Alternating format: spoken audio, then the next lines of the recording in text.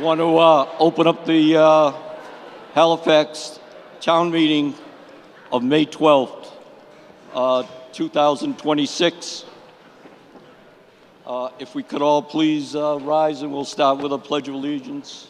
Flags on to the stage.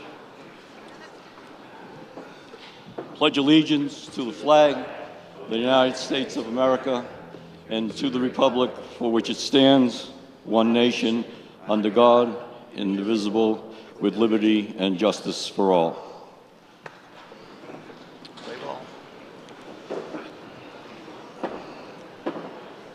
Okay, I'd just like to start out. I'm going to introduce everybody up in the front again, even for those people that weren't here last night. Speak up, please. Louder, please. My name is Bert Gaynor. I'm the town moderator. We'll begin to my right with the Finance Committee. Jim Walters is the chair. Cheryl Zarella Burke, the vice chair. Michael Bennett, Edward Bryan, Rodney Hemingway, Frank Johnston, and Michael Rugnetta. To my left, I'll start out with the Board of Selectmen. We have Jonathan Seeley, the chair, Thomas Pratt, Bill Smith, our clerk. We have the town clerk, Sue Lawless, our town council, Mr. Paul Durensis, and our town accountant, Lindsay Martinelli. What happened? Oh, I forgot. And of course, welcome our new town administrator, Mr. Stephen Zobel. Okay, just a couple of things to start out. Just to reiterate, again, same as last night, same as our town meeting has been going on for God knows how many years. I'm going to ask for a little courtesy. How this is going to work is if you have a question, make a comment or a statement, you're going to raise your hand, please. I'll call on you. You can come up to the microphone. When I call on you, I'm going to need your to identify yourself, your name and address, and then make your point. You'll be given 2 minutes and 30 seconds to make your point or to ask your question. You can conduct what business you'd like. If you have a question, the questions will be directed to the moderator. I will find the party to get you a response, to get you an answer. That's how it works. Again, I think I covered everything. Anything else anybody else could think of? And we'll take it from there. Okay, just to start out.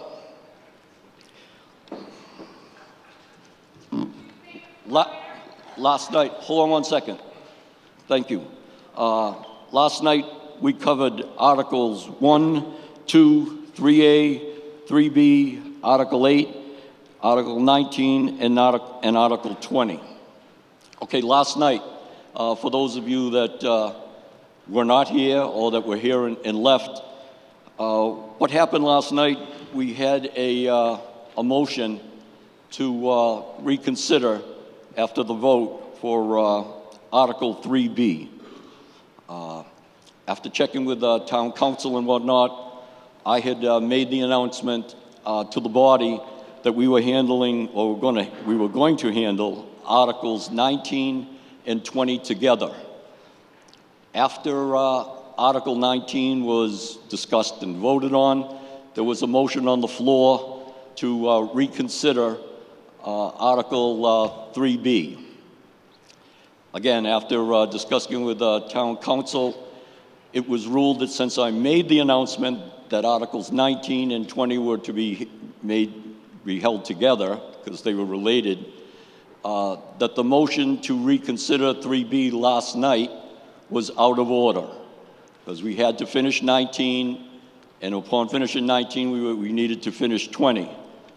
So the motion to reconsider was out of order.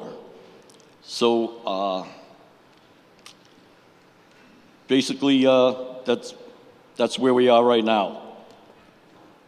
I did instruct the gentleman, Mr. Beals, that I would give an opportunity for him tonight to make his motion again, because I didn't think it was fair that we passed over it, and I didn't think it was fair to the 200 and some odd people that had left after we voted 3B, since they weren't here to affirm their vote or participate in the reconsideration.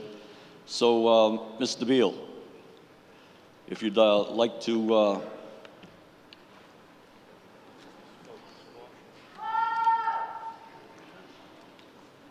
Okay, there'll be enough of that. There won't be yelling out. We're going to conduct ourselves. So, Mr. Beal, your motion last night was out of order. Since we did Article 19 and Article 20, it was as I made the decision last night and affirmed it today with Town Council, your motion to reconsider was out of order. Okay. I don't know how else I can explain it to you. Yes. I did tell you I would give you the opportunity to do that. I appreciate that. Good enough, Mr. Moderator. I appreciate that. And of course, I agree as well that fairness is a key portion of this. I am approaching the mic here with the request to reconsider last night's vote on 3B, Article 3B. I am aware that I'm not aware of whether that is okay on the second day, but the motion was made last night, and then the motion was repeated not only between 19 and 20, but also after 20. So I think that's admissible evidence. I have reason that I would like for us to reconsider it if that's appropriate to bring up now. I just don't understand, if it was out of order the first time, why wouldn't it have been out of order to continue with it? I don't understand the reasoning on that. Oh, I can remind you. So at 11:15 or so, we finally came to vote on Article 3B, which was the reason evidently many people were in this room, including myself. And when about, I would guess, 6 of us were still ready to address the issue. It had been a long night. Frankly, it had been a disastrous night.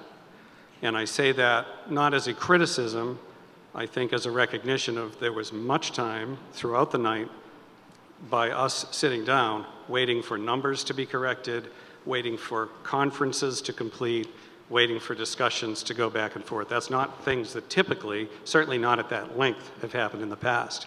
So it was long, totally understandable. Everybody wants to go home. Everyone wants to move on this article.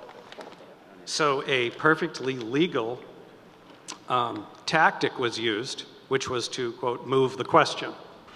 There were at least probably 6 of us waiting to speak to the article that everybody was here for, and the motion was seconded and it passed. That is a legal tactic. It's perfectly legal. The counter tactic to that exact move is to reconsider. And that's what I did as soon as possible.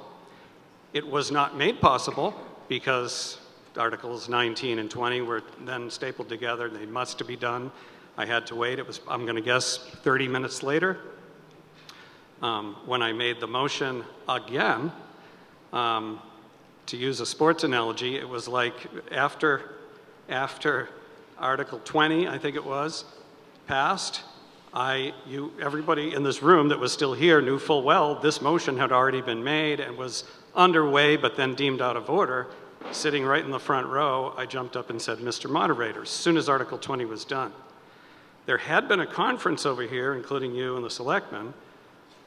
What was discussed, I don't know, but sort of like an NCAA final, the very second Article 20 was complete, and I said, Mr. Moderator, someone on the select board said the same thing, and the buzzer went off. A buzzer beater motion to adjourn happened. Okay. So I don't think that the motion is out. Thank you, sir. It is at the discretion of the moderator to give him a couple extra time to finish his thought. And thank you, and I'll finish it up. So that's why I don't think I'm bringing up new information tonight. I think that would be folly to suggest that. We can't pretend we didn't already have this conversation twice last night. Yep. Point of order. What determines a quorum for this meeting? A quorum is 100 people. And that's the town's definition. Yes, it is. So were there 100 people here when this was introduced? 115. Okay. So all of the people that left, you disenfranchised. Because you have a meeting that goes 5 hours long to talk about 18 things, 20 things. Okay, sir, he has the floor right now, and if you want to raise your hand, I'm going to ask again, please, no shouting out. Conduct like that, shouting out, doesn't help anybody, and if it persists, all right, we can go from here to accept. Ma'am, I'm going to warn you once. There's your first warning. You disrupt the meeting again, you'll be asked to leave.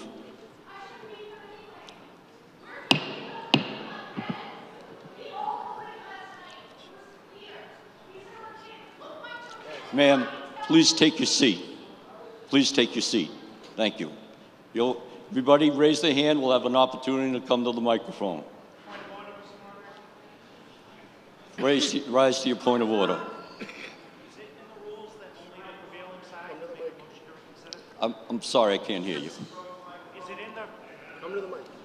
Your name and address, sir. Chris Winowitz, 129 Circuit Street. Is it in the rules that only the prevailing side can make a motion to reconsider? No, it is not. It is not in our bylaw or town fair, town meeting times. Either side can request it. Yes. Is it a point of order? The gentleman has the floor right now. You can. Head that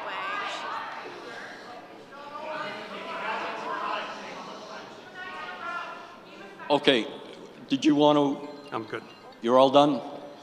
All right. Well, except that I am making a motion, if that's not already considered legally done, I am making a motion to reconsider. There's a Article motion. 3B. There's a motion on the floor to reconsider 3B. Yes.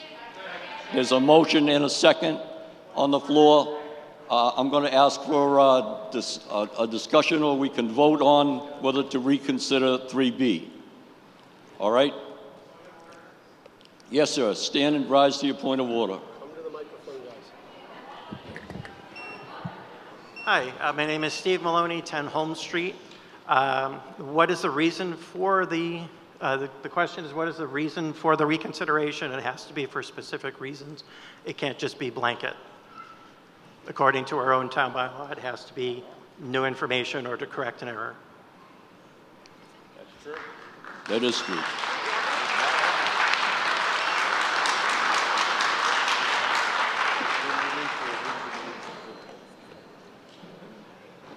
I'm checking with town council.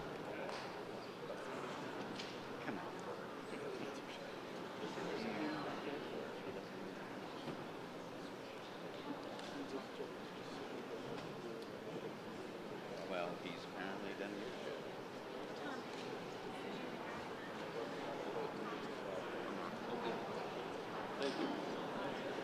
Okay, checking with town council. It's been past practice of the town, and it's been done that way, that you don't need a specific reason to, I understand that. It's also been past practice that it's been allowed. Ma'am, you have a question? It has been seconded, correct? That's correct. So last night, as many of us know, town meeting voted to move the, Tawatanello, I'm so sorry, Tawatanello, Tonello, 425 Elm Street. That's my name and that's my address. Last night, town meeting voted to move the override article forward to the ballot so the residents of Halifax could decide on Saturday. I opposed that reconsideration motion that was made at the end of the night. Not because discussion is unimportant, but because town meeting had already debated the issue and had voted to let the people decide. If we value public safety education, senior services, we have to be willing to acknowledge the reality the town is facing. The proposed cuts are not small inconveniences. They are significant reductions that impact classrooms, staffing, emergency response, public safety, and services for our seniors. Halifax Elementary specifically has made cuts for years. Families feel it, students feel it, teachers feel it. I choose to invest in this town because the people here matter. Our kids matter. Our teachers matter. Our police officers matter. Our firefighters matter. Our Council of Aging matters. Yes, an override is permanent, but the needs of Halifax is permanent too. However, it is not up to me. It is not up to you. It is not up to you. It is up to the town as a collective body. Let the voters decide on Saturday. Put this on the ballot. Thank you, ma'am.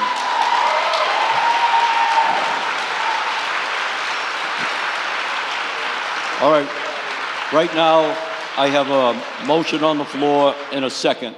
In order to reconsider, it's up to the body to vote yes to reconsider or no.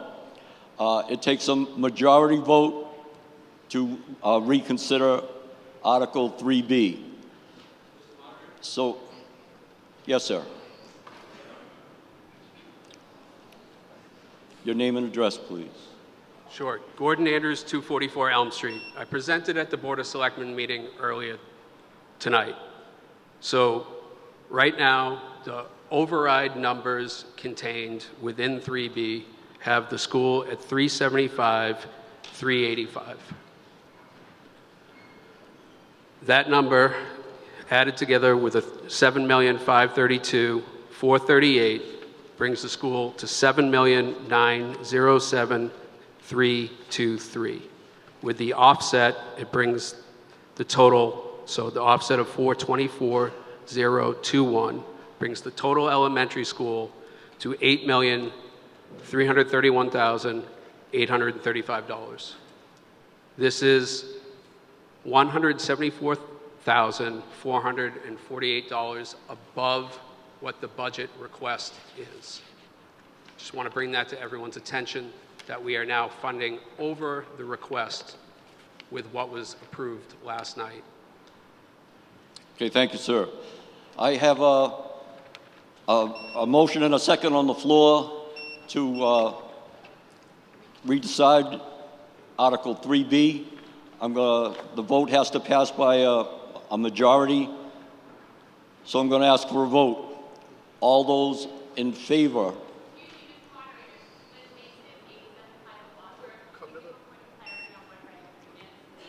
I can't hear a word you're saying. She wants to know what green and red mean. What each one means in this vote. Guys, just make sure, too, we come to the microphone and wait to be acknowledged, okay? Just so we can keep things on the track. Your name and address, please. Sure, Liz Maestas, and I'm on 87 Clyde-Bosworth Road. I'm asking for a point of clarity for us on what is the green and red and the difference, to make it clear for us. Okay, I should have done that at the beginning. That's all right. I'm sorry. Doing a great job, Bert. Yes. What we've been doing, instead of just yelling out yay or nay, is I'm going to ask for those in favor of reconsideration. In favor of, you're going to raise your green card. If you're opposed to the reconsideration of 3B, please raise your red card. Okay, all those in favor? Point of clarity, Kristen Griffin, 39 Madison Road. If this is voted down, can a reconsideration come up again for a vote tonight? No, it cannot. Okay, It can only be up for reconsideration once. Thank you. Yes, ma'am. Point of clarity, Tara Tonello, 425 Elm Street. Again, point of clarity of no vote means the override is going to be placed on the ballot, and a yes vote means it would be reconsidered, correct? A yes vote means we're going to reconsider. And a Yes. no vote means it will be placed on the ballot. Are you confirming that? As is. So a red no vote is being placed on the ballot as is. Correct. Thank you. Yes, ma'am.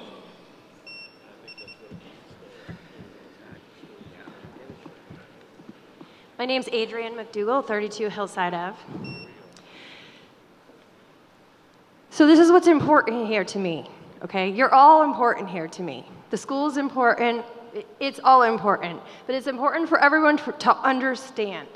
Do we want a coercive town government? And number two, do we want to risk the safety and our safety and our children's education on an override that is statistically likely to fail? Because because that is what people at the front of the room want. Last night's town meeting raised serious concerns about the process surrounding the proposed propositional 2.5 override. Budget discrepancies and proposed amendments and cost-saving measures were identified that could have reduced potentially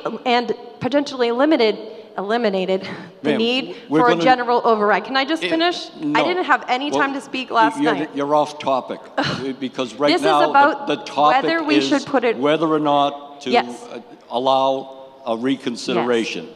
So that's all it is. We'll go into the discussions on the individual items if to you'd that. like. Because if it doesn't the reconsider matter. it, Pat. Because it does. Ma'am, you're out of order. Please take a seat. Thank you. James Hopkins, 20 Pond Street. I move the previous question. Thank you. Okay, again, we have a motion on the floor, and we have it seconded.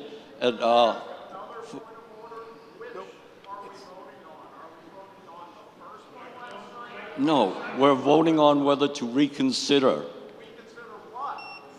Reconsider Article Sir, if you 3B. could, please, if you have a comment, please come to the microphone, identify yourself. Let's keep things on track, please, sir. Please. I know we just have to follow proper protocol so that we don't devolve into shouting matches. So please, if anybody has a point, please wait to be called, be recognized, and come to the microphone, please, to Just keep for this clarity, on track. we're voting on whether or not to reconsider Article 3B. That's the vote right here. Yes, sir. Come to the mic, please.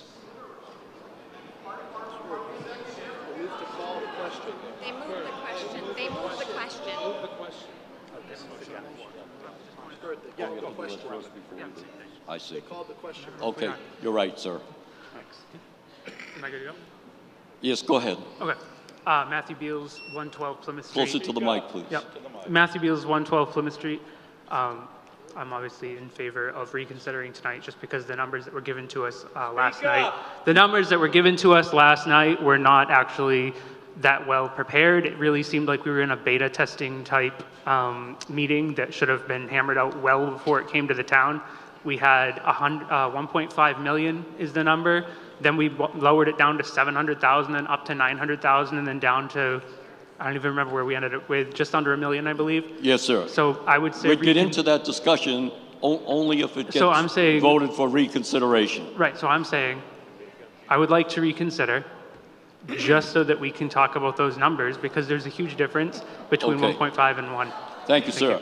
Okay, right now, please, right now, we have a motion to move the question. We have to vote on that. Again, we're going to use the card system. So if all those in favor of moving the question, please raise your green card. This is to end the debate. To end the debate, green card. To call the question. It's to end the debate to call the question. Exactly. This is a majority. Okay, thank you. All those opposed to move the questions, please raise your red card.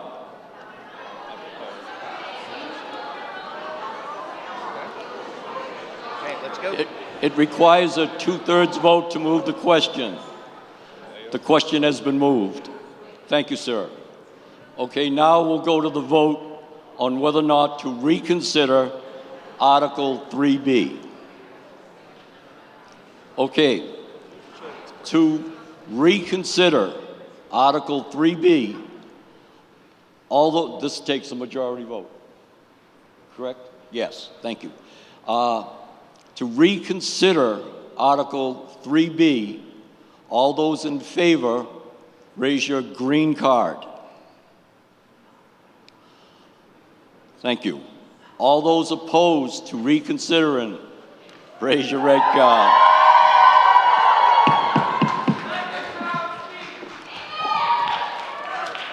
The motion to reconsider has failed.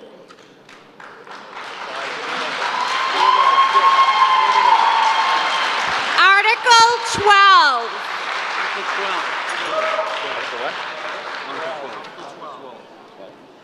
All right. Mr. Moderator, Yes. I'm going to move Article 12 here. Let me pull up my information. I move that the town vote to amend the general bylaws by adding a new section 166, soliciting or canvassing bylaw as set forth in the warrant. Second. This is number 12, guys, Article 12. It is the anti-canvassing bylaw that is being proposed for the town of Halifax. It's a couple pages long. I'm going to ask for the... I need a second, Bert. I second. Second. There's a motion on the floor and a second to accept Article 12. Let's go, the Board of Selectmen, your recommendation, please. Sure, the Board of Selectmen recommends. Thank you, sir. The Finance Committee recommendation. The Finance Committee is neutral in this article. Okay, Mr. Seelig, would you like to speak to your article? I would love to. So Article 12 proposes adopting a new bylaw to regulate door-to-door soliciting and canvassing for commercial purposes in the town of Halifax. The bylaw establishes a registration and permitting process through the police department, sets operational requirements for individuals and organizations engaging in door-to-door activities, and provides protections for us residents, including respecting posted no soliciting notices and limiting hours of their activity. The bylaw does not apply to religious, political, or other non-commercial activities and is intended to balance public safety and privacy with reasonable access for lawful communication. A yes vote, which would be a green card, would adopt this new bylaw. Thank you, sir. Any questions or discussion? Seeing no indication of discussion, I'm going to call for a vote on Article 12. As Mr. Seeley pointed out, all those in favor of Article 12, please raise your green cards. All those opposed to Article 12, please raise your red card. Article 12 passes. Article 18. Again, that's me, Mr. Moderator. Yes, sir. Article 18. I move to transfer from free cash in the treasury of the town the sum of $150 for use of the trustees for county cooperative extension services and to authorize the selectmen to appoint a town director within 15 days as provided in revised chapter 128, section 41 of the Massachusetts General Laws. Okay, thank you, sir. The Board of Selectmen's recommendation on Article 18. Board of Selectmen recommends. The Finance Committee recommendation. Finance Committee recommends. Mr. Seelig, would you like to speak to your Article Gladly. 18, please? This article allows the town to participate in programs like the 4-H Youth and Development, the 4-H Youth and Family Development Program, and I feel like it's money well spent. $150 gives access and accessibility to the children of Halifax. Okay, thank you, sir. Any questions or comments? Seeing no indication, all those in favor of Article 18, please raise your green cards. All those opposed, please raise your red cards. Passes unanimous. Article 9.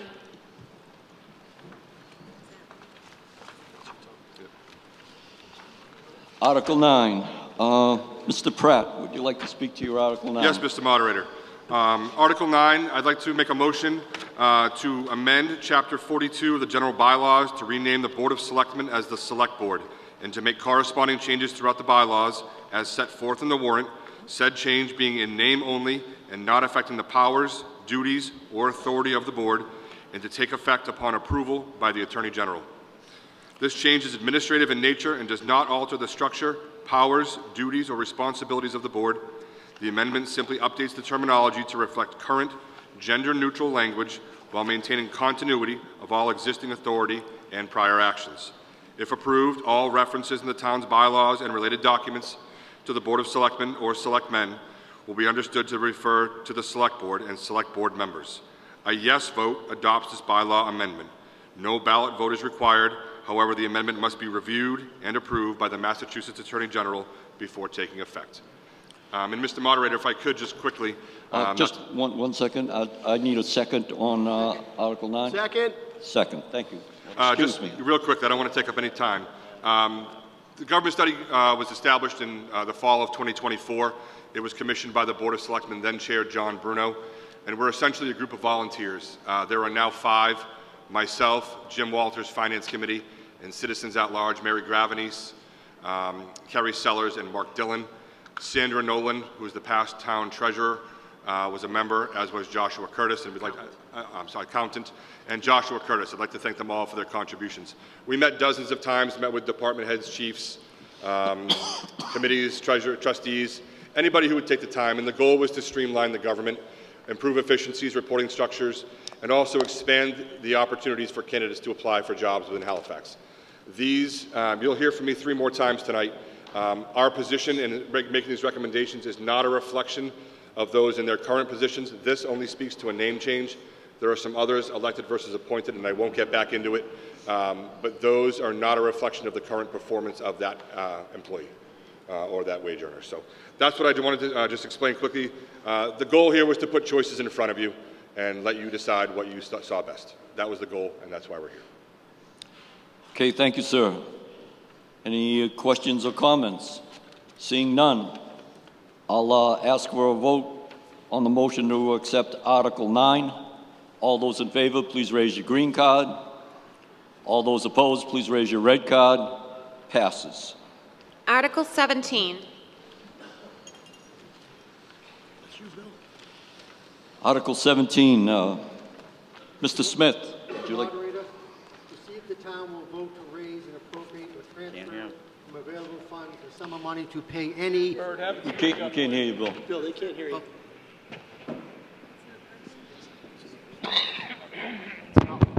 Here we go. To see if the town will vote to raise and appropriate or transfer from available funds a sum of money to pay any unpaid bills rendered to the town or schools for bills received during this current fiscal year, 2026, or take... 17. Oh, 17. Oh, 17. 17. 17. Article 17. Just need to amend the language. To see if the town will vote to raise, appropriate, or transfer from available funds the sum of $3,500 to be spent by the Board of Selectmen to support the South Shore Research and Advocacy Center for Domestic Violence Intervention and Prevention Services for residents, including those from the town of Halifax, or take any action there. Thank you, sir. Do I have a second on Article 17? Second. Okay, let me ask for the Board of Selectmen's recommendation, please. Board of Selectmen recommends. And the Finance Committee, your recommendation, please. Finance Committee recommends. Yes, sir. We should know the source of the funding. You said 2 different things. You said raise and appropriate or transfer from available funds, so you need to say which one. From free cash. I'm sorry, my mistake. Free cash.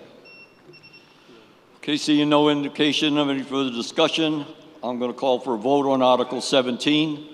All those in favor of Article 17, please raise your green cards. All those opposed, please raise your red cards. Passes unanimous.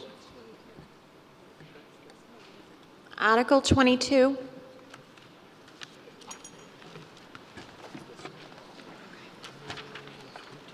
Article 22. It's being proposed by Mr. Winowitz. If you'd like to come up and explain the article of soils contamination and reclamation. Chris Winowitz, 129 Circuit Street. I make a motion to accept... Could you come a little closer, please? I make a motion to accept Article 22 as written in the warrant. Okay, do I have a second? There's a motion and a second. Let me get the recommendation from the Board of Selectmen, please. The Board of Selectmen does not recommend. The Finance Committee's recommendation, please. Finance Committee recommends. Yes, Mr. Winowitz. The purpose of this bylaw, as we see in Halifax and all the towns around us, there's increasing building and natural resources, drinking water, air, are becoming more and more important. Over the last recent years, we've had major environmental big companies come to Halifax dumping. We've had sewage, highly PFAS dumped everywhere. We also have a major corporation bringing in soils with contaminants up to reportable levels or just under reportable levels. And looking into this and talking to people in the industry, multiple towns have put bylaws like this in place to start protecting proactively, for future water and everything. Any questions or comments? No, just an update, and I apologize, and Tom pointed it out to me.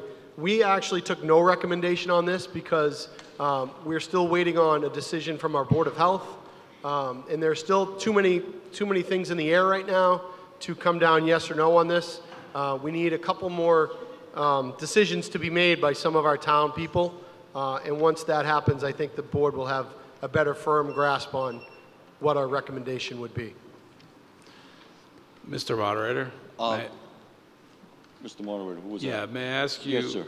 to ask the town council what his opinion is of this article? Certainly.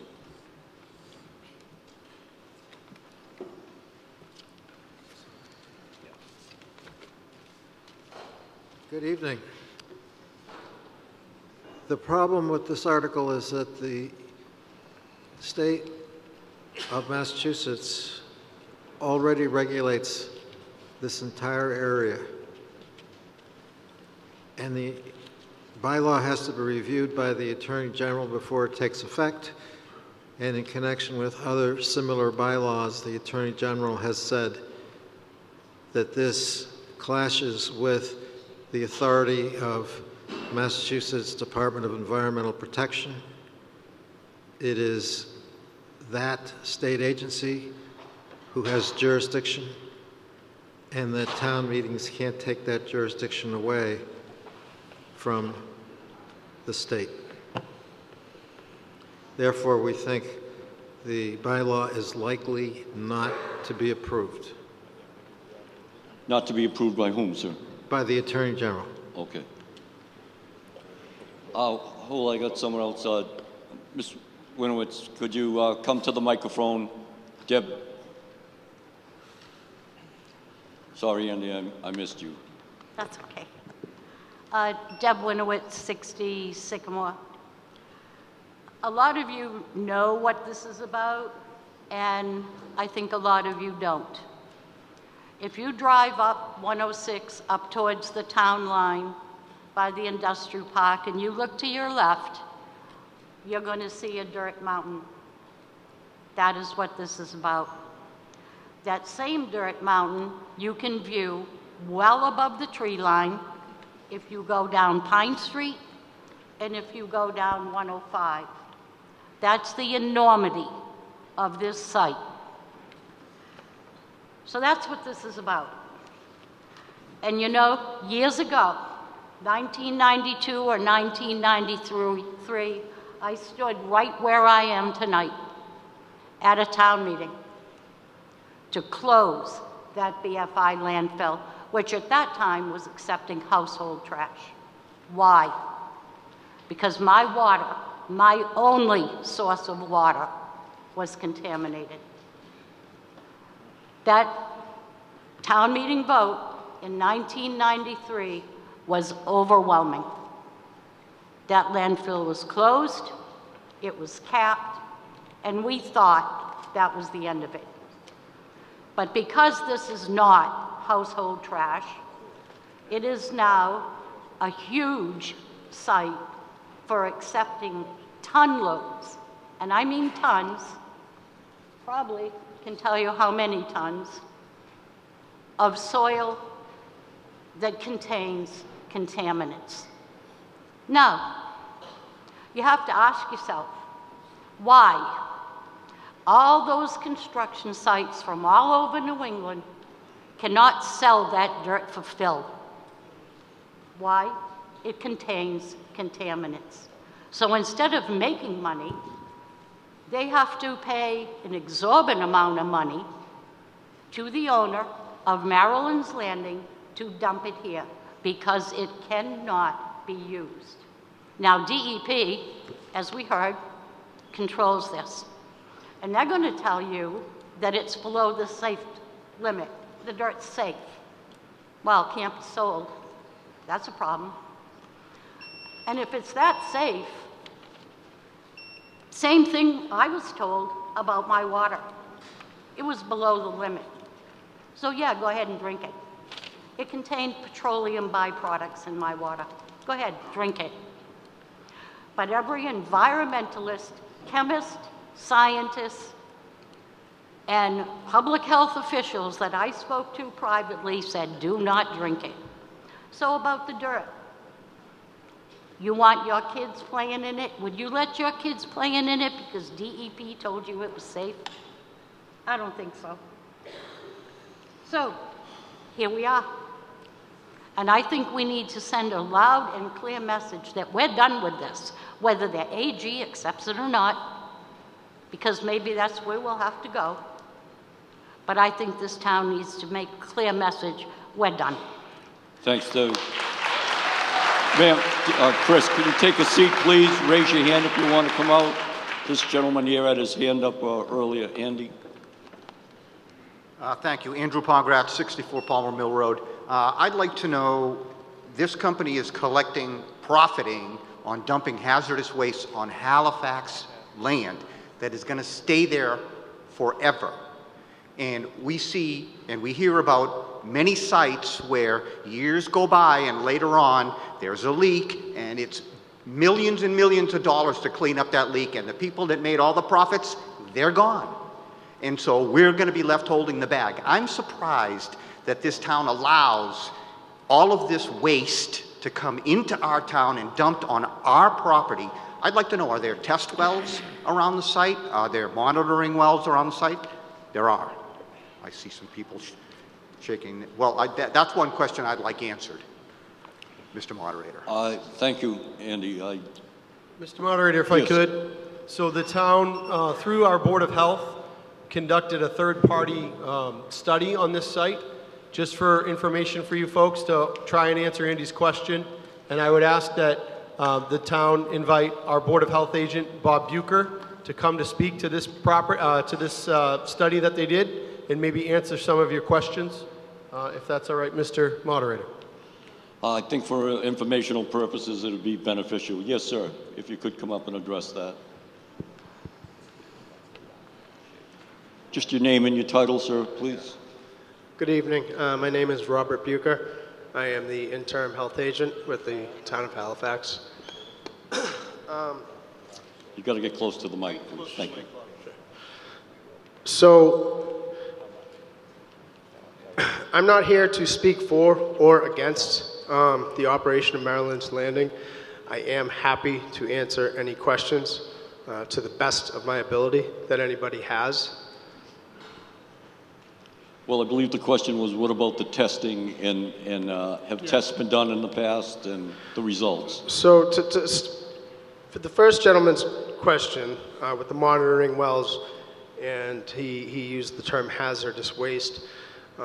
So the hazardous waste exists. It's a capped landfill. It was an operating landfill. So the hazardous waste is there already. It's been there.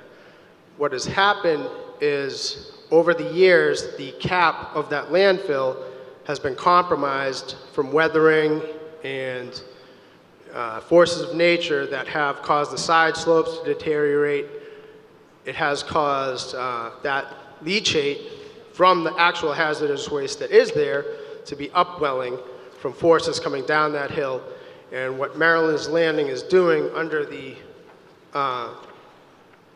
permitting of DEP through processes, pretty exhaustive processes, that define these soils, the uses of the soils, the levels and the authority to use them or not. They're taking these soils in and functioning under a design to raise the height of that landfill cap with these soils in a way that also allows for a side slope to be created for long-term stability, and then overgrowth put on that with the eventual plan to have a solar field and, I don't know, like a park or something like that. But the only specific knowledge is specifically worded use is a solar array field in the future. There are, in fact, monitoring wells around the landfill itself, and those are regularly sampled and analyzed for things that are in them. Again, I'm not here to speak for or against Maryland's Landing as an operation. I'm just here to speak factually as a health agent and answer questions you might have. Mr. Seelig, do you have any other specific questions? No, I wanted, if people had questions and if that report had answers, I just wanted to make sure that we were getting the answers that our Board of Health had requested. All right, thank you. Ma'am, your name and address, please. Yes, Chris Hawley, 457 Laurel Street, and I agree with the talk about the contaminants in the air. I'm talking about the wear and tear on our roads, because I live very close to that landfill, and these trucks are supposed to have specific GPS instructions on how to get to Maryland's Landing without coming into our neighborhoods, and somehow their GPSs are messed up. I can't tell you the number of times that my husband and I, or Chris, have had to flag down these huge vehicles who are driving down our street because they're going into the back way, have to back up and out on our lawn, on our driveway, and all the roads in there are ripped up. And I know there's no tax money to fix the roads in our neighborhoods, which aren't even safe to walk or bike on because of all the asphalt everywhere. So it's not just an issue with the contaminated soil, they're ripping up our roads. Okay, thank you, ma'am. Chris, you had your hand up before, please. Chris Wonitz, 129 Circuit Street. The purpose of this bylaw was to protect future projects, but since they brought up Maryland's Landing, previously we were talking about the trucks. It's estimated that just in 60,000 trucks, 2 million tons of soil with contaminants in it. The report that Selectman Seelig mentioned at the past Board of Health meeting admitted that they didn't look at anything in that report that the residents had asked for. He just basically glanced over some future proposal and didn't look at if all this dirt was needed. Going back to 2018, when the selectmen, not these selectmen, but the previous ones, first signed off on this, it says right in the agreement that it was understanding this would be operated under COM 15, which was not to fix a cap. So for years and years, they've been bringing in the soil just as a money-making operation, 2 million tons. It spans 2 towns now. On the backside, which people can't see, they basically made another mountain the size of the BFI dump, and they're filling the valley in now like Grand Canyon. It's only now they're saying they have to fix the cap because it looks like they're trying to create a story to keep bringing dirt in. I mean, I do agree there's some issues with the cap, but looking at the DEP documents, you might only need 10 feet on top of the cap to fix it correctly, not 80 to 90 feet additional. All right. Mr. Van Donley.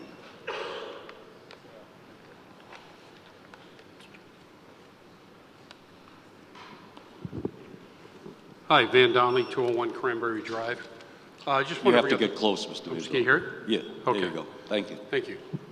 Just wanted to bring up the fact on the site.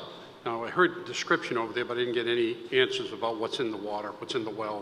What levels are they at by the state? Has the state increased the levels and so on over the years here? So, having said that, and been involved in a lot of different water tank projects and stuff around the area, I would just tell you, why do we not proposing to cap this with clean sand, clean fill, and then put in stations around it to pump the groundwater and clean it? Okay, that's available. You can do it. We just need a sign up by a major engineering firm to get it done and hold them responsible to start cleaning the water underneath it and not bring any more hazard. It seems crazy to continue to bring in hazardous fill on top of it when it needs to just be capped and clean, and then start pumping the water and cleaning it before they put it back in. Now, that's a process that goes on in a lot of areas, just not being made to be done here. So I think we could start that remediation process, and we'll get a lot more information on what's in the water. Thank you, sir. Sir, Yes, sir, can I- you had your hand up, yes. Frederick Hawley, 457 Laurel. If you attended a Board of Health meeting a while ago, we saw Maryland's Landing. The people showed up there and told us that the town was being paid dumping fees, per truck fees, tipping fees on all this that was being dumped there. And then ultimately it came out that the representatives from Maryland's Landing were lying to us. The town has received some donations. We got an ice skating rink for holidays in Halifax. They've given us some money for the food pantry. But they're making massive profits on this, and we're the dumping ground. Also at that meeting, they said that there's currently uncontrolled runoff from the site. That runoff, if you look at the aquifers in Massachusetts, the map, that runoff goes to an area above the aquifer that leads to Stony Weir. And Stony Weir is our future well site, one of our future well sites for this town, where this uncontrolled runoff is creating new wetlands that are laced with these contaminants in this soil. And my other point is that I want to know what kind of testing has been done on the loads that are coming in there. How do we know that these loads are all below the threshold that is allowable by the state? I've heard that there's some problems where some loads have failed and have been turned away. How many trucks are being tested? What's happening? Let me What see are if I we, can what get are we an going to be answer for that. drinking? Let me see if I can get, can I, yes, sir. So your questions, sir, and your questions, the answers to those questions can be found on the Health Department's website.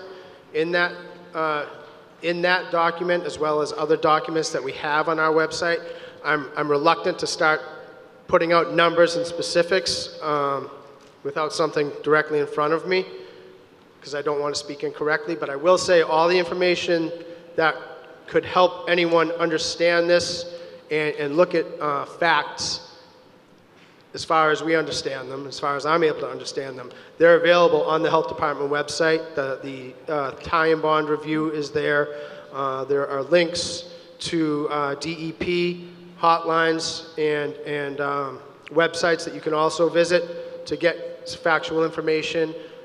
You can reach out to the Lakeville office of DEP, and they'll help you understand things better. But I would direct you to start off with the Town of Halifax, the Board of Health website, to better educate yourselves about this. I think specifically, if I understand the question correctly, I guess it's bottom line, are they within the norms? Are they in the acceptable range? I mean, you can go on the website and look. So it's pretty much a yes or no, I guess. They are currently operating within all parameters at federal, state, and local levels, to the best of my knowledge. Okay, thank you, sir. Yes, ma'am.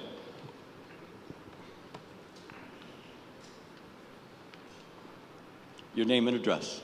Taylor Verzetti, 106 Circuit Street. Yes, the landfill does need to be capped. It does not need to be capped with contaminated soil. I think the people that are here tonight that came to vote to support their children and their safety should also vote in favor of this article. Thank you. Thank you. Yes, Sandy. I'm giving people the opportunity to speak that haven't spoken before, where you have. Sandra Nolan, 360 South Street. Where this article isn't really about Maryland's Landing, it's about putting in bylaws that will help prevent future soil contamination. I think that I'd like to ask if the Board of Health has reviewed this article and how they feel about these regulations. And then I see no reason that we couldn't send it to the state. Let's see what the state says. Do we have somebody from the Board of Health or whatever, or would like to Yeah, speak? so I was just about to stand up and say I can't speak for the board. I'm the health agent, so I can't speak for the board itself. Yes, sir. Could you come up to the microphone and identify yourself, or I'll send Hannah over with the mic if you'd like to speak to him. got a mic for you. Hold on. We got a mic right here. Sir, can you take a seat until he gets I'm sorry, John Lasky, Brandeis Circle.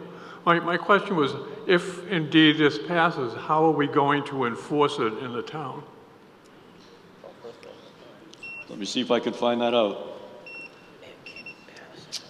I don't even know who I'd ask for that. Mr. Moderator? Yes. Yeah, I would ask the same question about enforcement. Staff in-house that would be able to review these files as far as LSPs, engineers. I'm not saying that the bylaw doesn't have potential strength in the future, but as it's designed right now, I think it's very difficult to build out an enforcement staffing and outlay for something that would be able to watch this effectively. It's already being monitored at the state level by DEP. I know that that's not, the best thing for folks in the room, but at the town level, to monitor this and enforce this would be extremely expensive, and I just wonder where the funding, and it's not really designed in this bylaw, so I don't know any direction as far as the citizen petitioner on that regard. So. Yes, sir.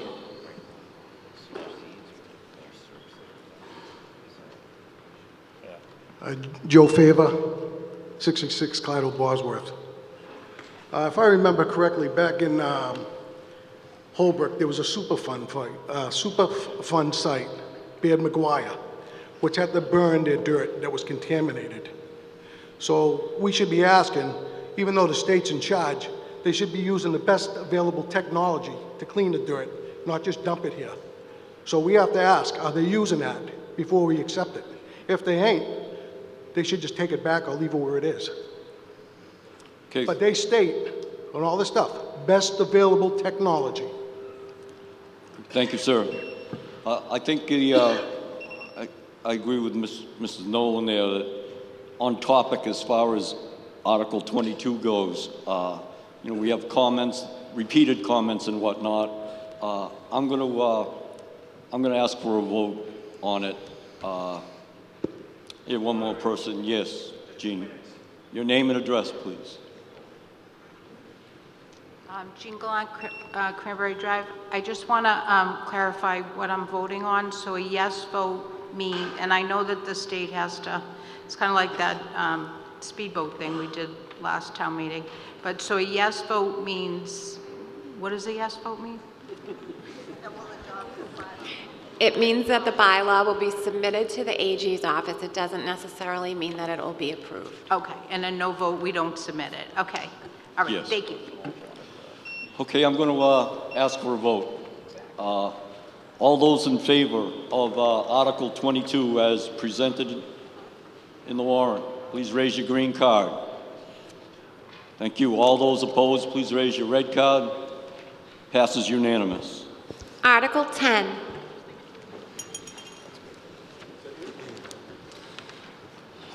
Mr. Moderator, I move that the town vote to authorize the Board of Selectmen to petition the General Court for special legislation to amend Chapter 82 of the Acts of 1950 to change the water commissioners from elected to appointed, substantially as set forth in the warrant, and to authorize the Board of Selectmen to approve amendments to the legislation as may be necessary for passage. Okay, thank you, sir. I'm going to ask for the recommendation. Second. I'm sorry. Yeah, a motion and a second. Thank you, sir. The recommendation from the Board of Selectmen. Where am I? Right here. Board of Selectmen recommends. I'm going to ask for the recommendation from the Finance Committee. Finance Committee is neutral on this article. Okay, thank you. Mr. Moderator, if I could speak to it, please? Yes, sir. This article requests special legislation to change the town's water commissioners from elected to appointed, as they were originally established by a special act of the legislature. If approved by town meeting, the town will submit a home rule petition to the General Court. If the legislation is enacted, the water commissioners would be appointed by the Board of Selectmen rather than elected. Current elected commissioners would continue to serve until the expiration of their terms, at which point appointments would be made. This change is intended to align the position with modern municipal practices, allow for a broader recruitment process, and ensure the town can appoint individuals with the appropriate technical and operational expertise to oversee the water system. A yes vote authorizes submission of the home rule petition. Additional approvals, including action by the legislature, are required before the change takes effect. Okay, thank you, sir. Yes, Mr. Van Donley.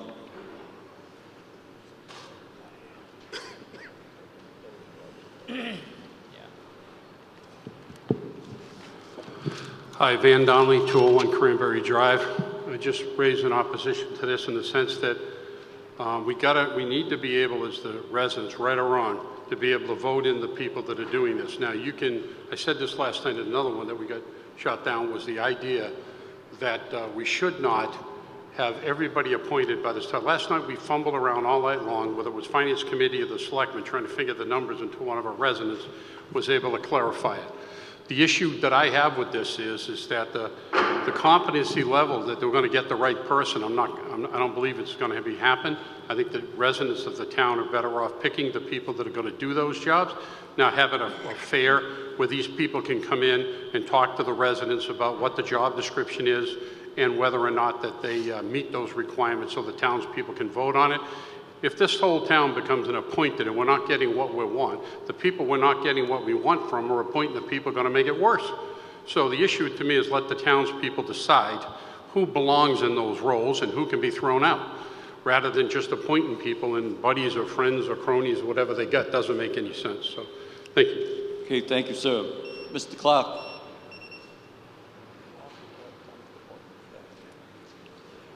Your name and address and your title, sir. Richard Clark, Pine Brook Drive. I'm chairman of the Water Department. For 75 years, there's been 3 commissioners. And for 75 years, we've had no problem getting commissioners. They've never asked for any compensation. The part of this article I don't understand is additional duties may be assigned by the Board of Selectmen. I'd like to know what those additional duties might be. And the second of all, it says employment and compensation. For 75 years, commissioners have not got a dime, no compensation. Well, I guess I want to take that back. Our compensation is we can do this, come here tonight. That's the only thing we get. I've been with the Water Department for 40 years. I was a treatment plant operator. I was a superintendent for 20 years. I've been a commissioner for 12. We've got 2 other commissioners that have been commissioners for 30 years. They never got a dime. They do it because they care about this town and they care about the Water Department, and that's all they get. So now, and it doesn't say, what's the compensation? What are they going to, if you appoint them, what are they going to get? It doesn't say that. So if you, with 3 commissioners, if you appoint the first one, that first one that is appointed by the Board of Selectmen, going to get compensated, and he should be working with 2 that aren't compensated? How's that going to work? It should be left alone. There's an election this coming Saturday. I'm up for re-election. If I win, I win. If I lose, I lose. But that's the way it should work. All right, thank you, sir. Yes, please.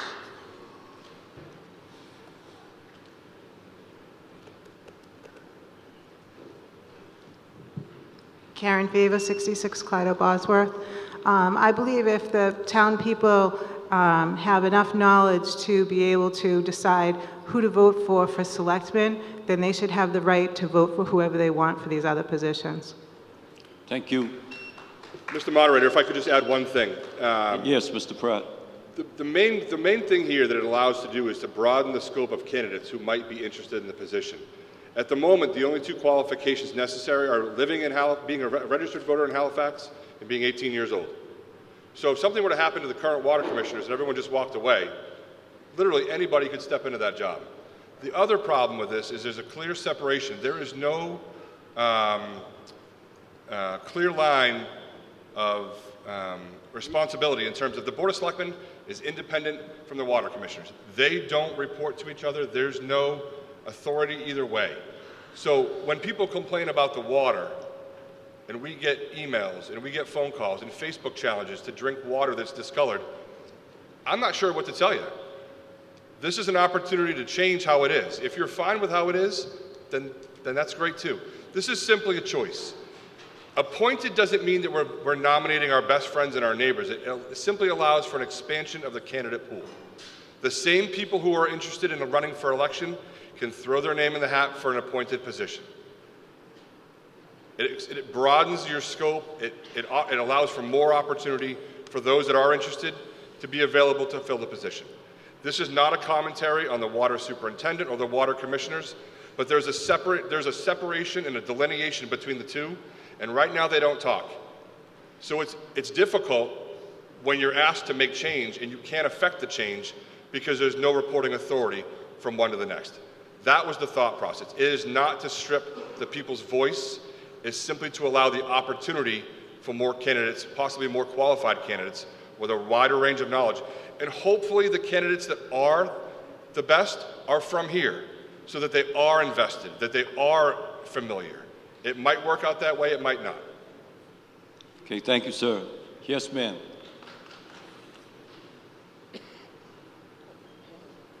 Deb Rosenberger, 559 Could you get real close to the mic, please? Thank you. Deb Rosenberger, 559 Monpont Street. As the gentleman before had said, creeping incrementalism. If you people, if we the voters continue to give up our vote to let the select board pick the people, we just keep chipping away at our voter rights. Thank you. Okay, thank you. Please. Yes, sir. Your name and address, please. Jeff Bolger, Brandeis Circle. I'd just like to point out that the Commonwealth of Mass says that the MWRA, that's an independent commission. I don't know why Halifax has to have everything go through our selectmen, why we can't have some independent boards that we elect. Thank you. Okay, seeing no other further discussion, I'll ask for a vote on Article 10. All those in favor of Article 10, please raise your green cards. All those opposed, please raise your red card. Article 10 fails. Article 4. That is me, Mr. Moderator. Yes, Mr. Seeley.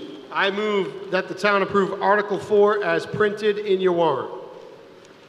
Do I have a second? Second. I have a motion and a second. Mr. Seeley, would you like to speak to your article? Absolutely. So this article that you see there is essentially creating 3 new revolving funds for the town to utilize. Article 4 will set the annual spending limits on these accounts as it is done every year. It's important to note that this is essentially a bookkeeping approval, as a revolving fund does not cost the town and allows for money coming in for a specific source to be used only for that specific source. So for this one we're looking at here, the EV chargers, they collect a small amount of revenue that will be collected and put into this account for the purpose of software and maintenance costs of those said EV chargers moving forward. Okay, thank you, sir. Could I ask, please, then, for the Board of Selectmen's recommendation on Article 4? We recommend. Thank you, sir. The Finance Committee, your recommendation on Article 4? Finance Committee recommends. Yes, sir. Gordon Andrews, 244 Elm Street. Is there a reason why the town hall isn't included on this list of charges? Because it just says the library and HES. Let me see if I can find that out, Mr. Seeley. No, I've got the information, Mr. Moderator. Oh, I'm sorry. Yeah, Yes, so these only apply to the level 3 chargers that are at the library and HES. So the ones that are right out here at the lot, the level 1s are associated with just the town hall. So this is correct. It would only apply to the chargers that are out here. That revenue would only apply to those chargers. You have a follow-up question? So do we capture the revenue from the town hall charges someplace else? The ones at the ones at town hall are for town hall vehicles only. Yes, ma'am. Hannah, could you bring the mic over, please? Feel free to raise your hand, guys. We want to make her earn her keep. Hi, Susan Hill, 54 Stonyware Road. I'm a library trustee, and I was under the impression that these chargers are hooked up to the library's electricity, and the library pays its own electric bill. So I was wondering if the library would get any kind of revenue from any of the excess fees. See if I could find that out. I mean, the amount of money that's coming in is really just covering the maintenance and software that goes with the chargers themselves. It doesn't really cover the electricity costs, but we can certainly talk about that moving forward as far as the breakdown, if it is a more sizable charge electricity-wise, because the level 3 chargers do consume a little bit more energy than the other chargers. So we can certainly sit down and look at that. Okay, thank you. Okay, seeing no indication of further discussion, I'll ask for a vote on Article 4. All those in favor of Article 4, please raise your green card. All those opposed to Article 4, please raise your red card. Article 4 passes. Article 16. 15? 16. Thank you.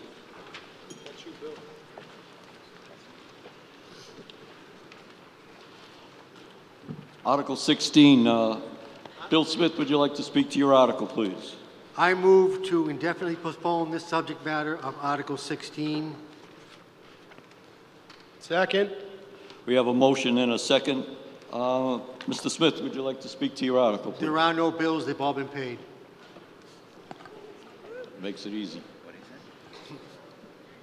Bingo. Okay, Board of Selectmen's recommendation. Yeah, Board of Selectmen recommends. We have no bills to pay, so we're all set. Thank you. Finance Committee recommendation. We recommend paying the zero balance. Does it still need a vote? Very good at that. You see no indication of discussion. I'm going to ask for a vote on Article 16. All those in favor, please raise your green cards. All those opposed to Article 16, please raise your red cards. Article 16 passes. Article 5. Article 5. Mr. Walters, would you like to speak to your article? Thank you, sir. Mr. Moderator, I move to raise and appropriate from the FY27 tax levy and other general revenues of the town the sum of $300,000 to the reserve fund to cover extraordinary or unforeseen expenditures during the fiscal year 2027, in accordance with Chapter 40, Section 6 of the Massachusetts General Law, and to transfer from free cash in the treasury of the town the sum of $50,000 to the Water Department Reserve Fund. Okay, I have a motion. Do I have a second? Second. A motion and a second on Article 5. Mr. Walters, would you like to speak to your article, please? Yes, if I may. So, of the 300,000, 200 is being committed by the Finance Committee to be dedicated solely to public safety, meaning subsidizing the fire department and the police department through this fund. The other 100,000 will be done for the general government and care of the town.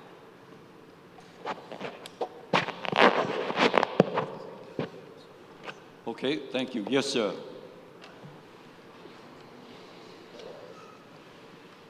Steve Maloney, 10 Home Street.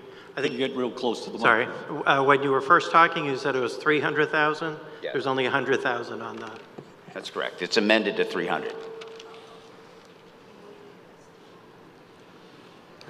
Where is it amended?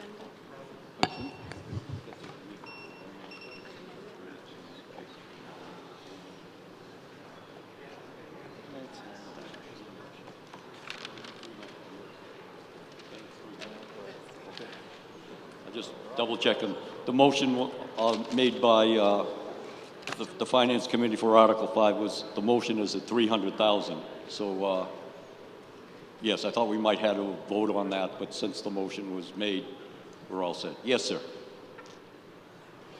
Could you just repeat the sources of did you say that the water department was coming from the free cash and not the water department retained earnings? I'll see if I can find that out. That is what I said.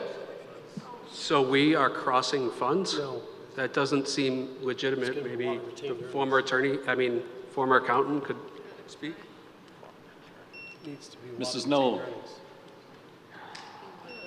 Sandra Nolan, 360 South Street. Usually the Water Department Reserve Fund comes from water retained earnings.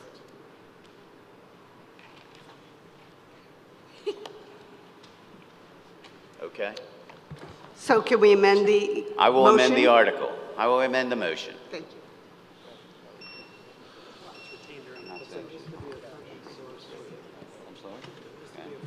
So we will amend the motion to transfer from retained earnings in the treasury of the town the sum of $50,000 to the Water Department Reserve Fund.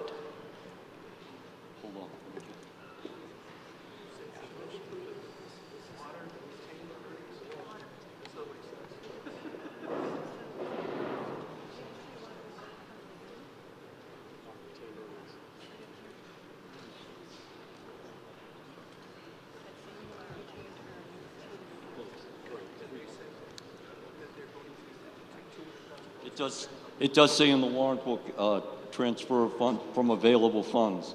The question is, what are the available funds that the $300,000 is coming from?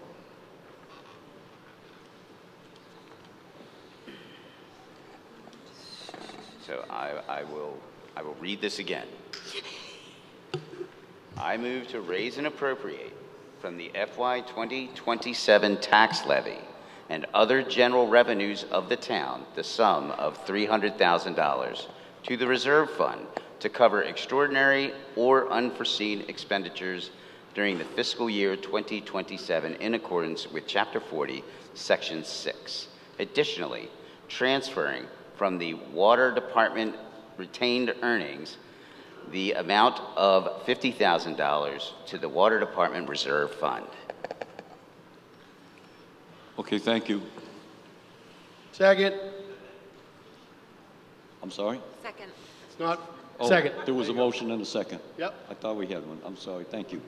Mr. Van Dongen, please.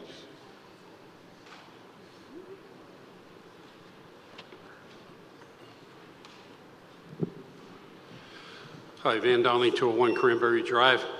One question I had last night I heard at the board was that we're all in this together, right? Well, what we're doing here now is if the override doesn't pass on the weekend, the school's out, right? Okay, but now we're going to put the money aside to take care of the police and fire. When yet the school budget is, we just talked about what Gordon said tonight, is fully funded, right? So above the requirement that would be in there, okay? So why are we even talking about an override if we're going to fund those two and the other one's fully funded above the level it is? We don't need the override. So I think if people look at this right now, I'm for the schools to get funded, okay? And I'm also to take care of fire police, that if we went through those things, money would have been allocated out of there to do it.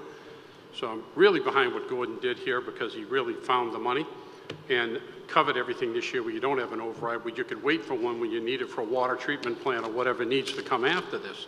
So this budget is hedging your bets if it don't approve, but that'll still leave the school out there with the budget that's fully funded. So what's the problem? Why do we even need it?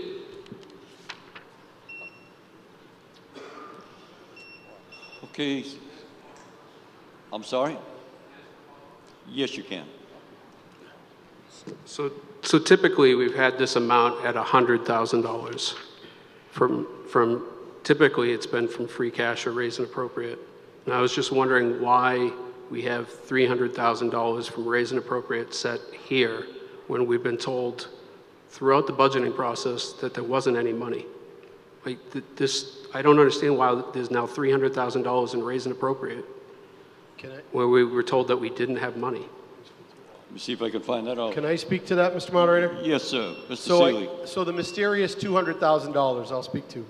So yesterday, for those that were here or watched, there was a discrepancy with $200,000 with Silver Lake's assessment. They essentially, accidentally, we got double charged. So that freed up that $200,000, right?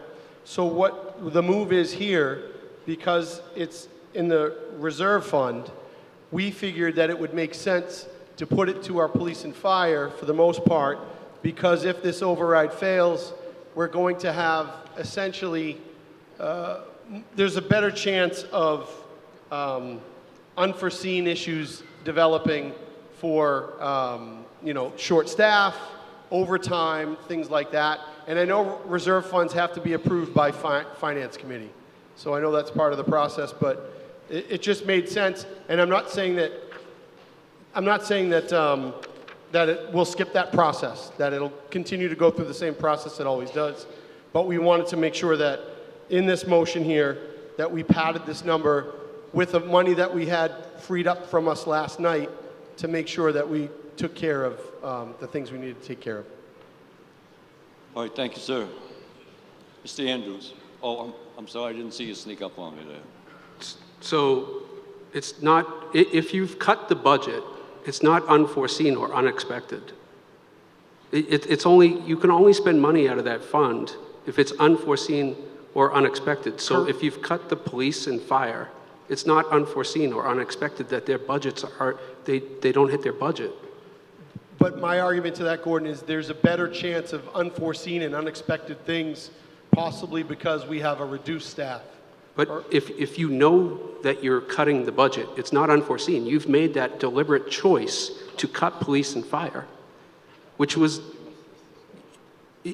why wouldn't you have you just put the money into police and fire last night? It's not unforeseen if you know that you're underfunding those departments. Because 3A was already approved and it wasn't approved last night. We talked about it last night. There were motions on the floor to move money into that. Like, I don't understand the process that went through here, because we knew the amounts of money. And I agree that numbers change. They changed today, right? Yeah. They changed today. But I don't think, when you know that you're cutting public safety and you had that money available, I just don't think it's a wise decision to put public safety at risk when you know that you had that money. Thank you, sir. Yes, sir. Your name and address. James Hopkins, 20 Pond Street. I'm just trying to gain clarification on kind of where we are, because the way it sounds to me right now, kind of like what you were saying, we had our votes last night where we were assessing this body's will. And now it seems like as we are approaching the override on Saturday, we're trying to hedge our bet a little bit. And it seems like the more we do that, the more we hedge our bet by trying to individually fund things and like these little safety nets, we're diluting the support block for the override. People who are interested in the fire department or council on aging, if every little interest group can get what they want, then there's less support for the override that the town as a body has voted to get on the ballot. So I admit there is a little bit of a gamble that we have engaged in by getting the override on the ballot for Saturday, which I support, and I want to vote for it. But I worry that we are undercutting ourselves, those of us who wanted to pass on Saturday, by hedging our bets and funding all these things in piecemeal, that we're diluting our own voting block. I would love to know if I just have that completely backwards or if I'm just sounding suspicious and speculative. It's just the way it seems from my seat. Thanks. Thank you, sir. Yes, ma'am. Your name and address, please.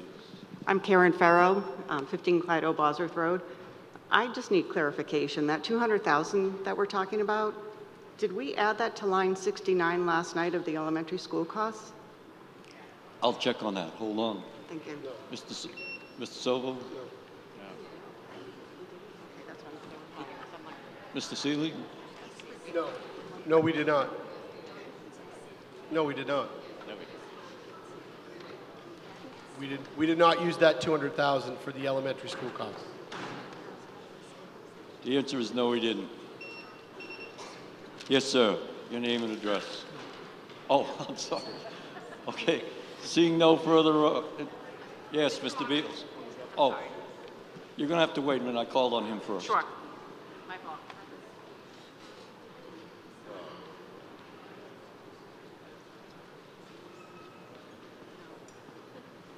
Hi, Peter Beals, 28 Elm Street. The gentleman that just spoke raised a very good point. I agree with him. With one exception, I'm not sure. It seems to me we could have a win-win situation here if in fact that is true. The point he raises is true.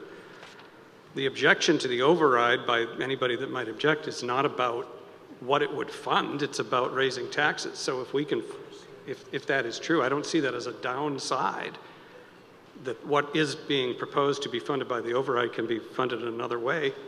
Isn't that a win for everybody? That's all. Thank you, sir. Yes, ma'am. Liz Maestas, 87 Clyde Bosworth. I just looking for clarity because yesterday, Selectman Seelig, I remember you saying that that $200,000 deserves to go back to the entire community and not just the school. So I'm looking for clarity on why now it would go directly to fire instead of where we talked about yesterday. Mr. Seelig. I can speak to that.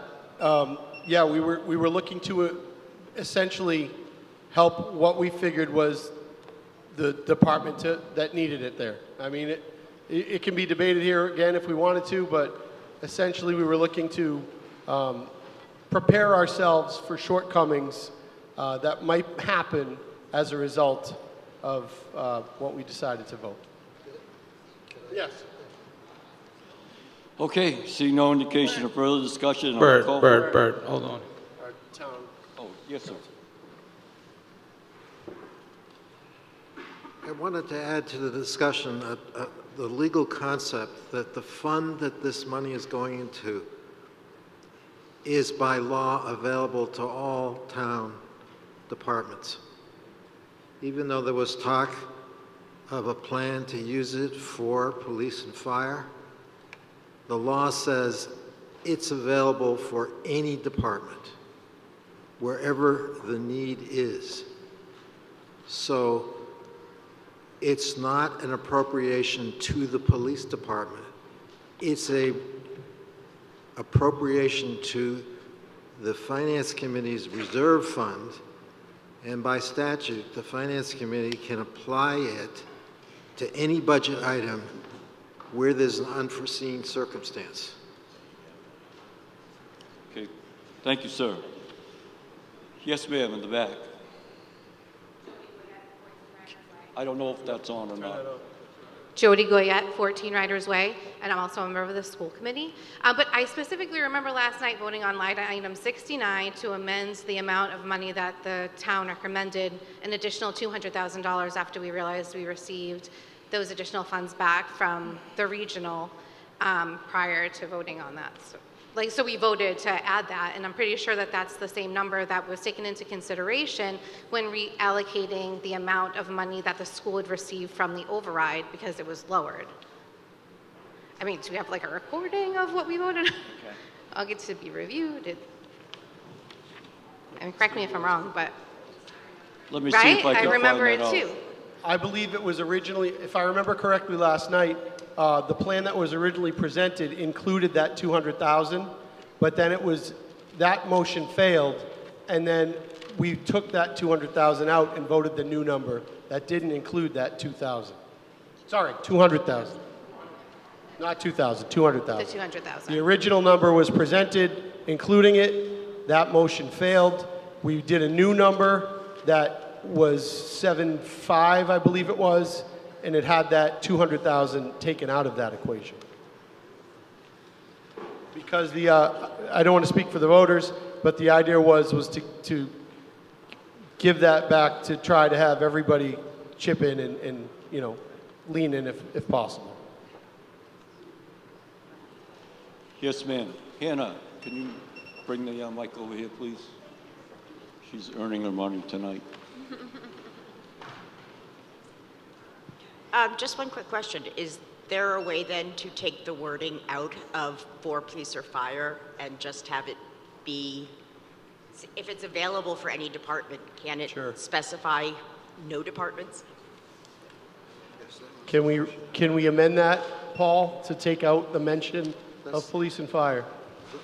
The motion I read had taken that out. Okay. The motion is read what? The motion I had prepared All right. had that taken out. Okay. So we can strike taking out police and fire and just leave it as general. That's probably the way to go.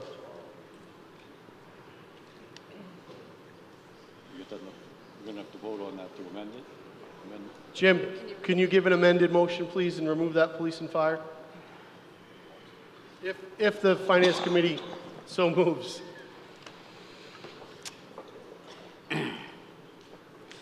Mr. Moderator, I remove my previous motion. I now make a second motion. I move to raise and appropriate from the FY 2027 tax levy and other general revenues of the town the sum of $300,000 to the reserve fund to cover extraordinary or unforeseen expenditures during fiscal year 2027 in accordance with Chapter 40, Section 6.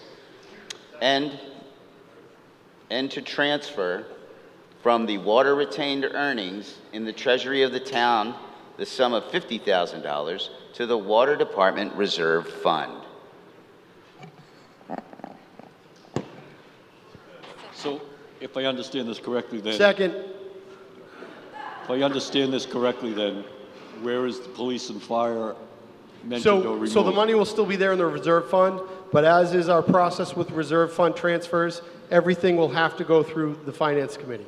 And it is not earmarked for one particular department as per the town body right now. Okay, so I have a motion and a second on the floor to amend Article 5. Hannah. Yes, ma'am. Hannah.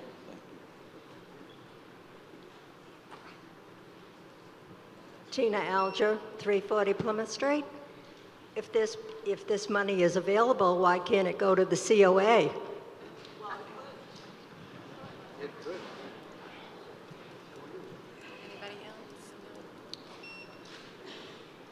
Yes, ma'am. Hi, Danielle Brady, 8 Christmas Tree Lane. I just have a clarifying question.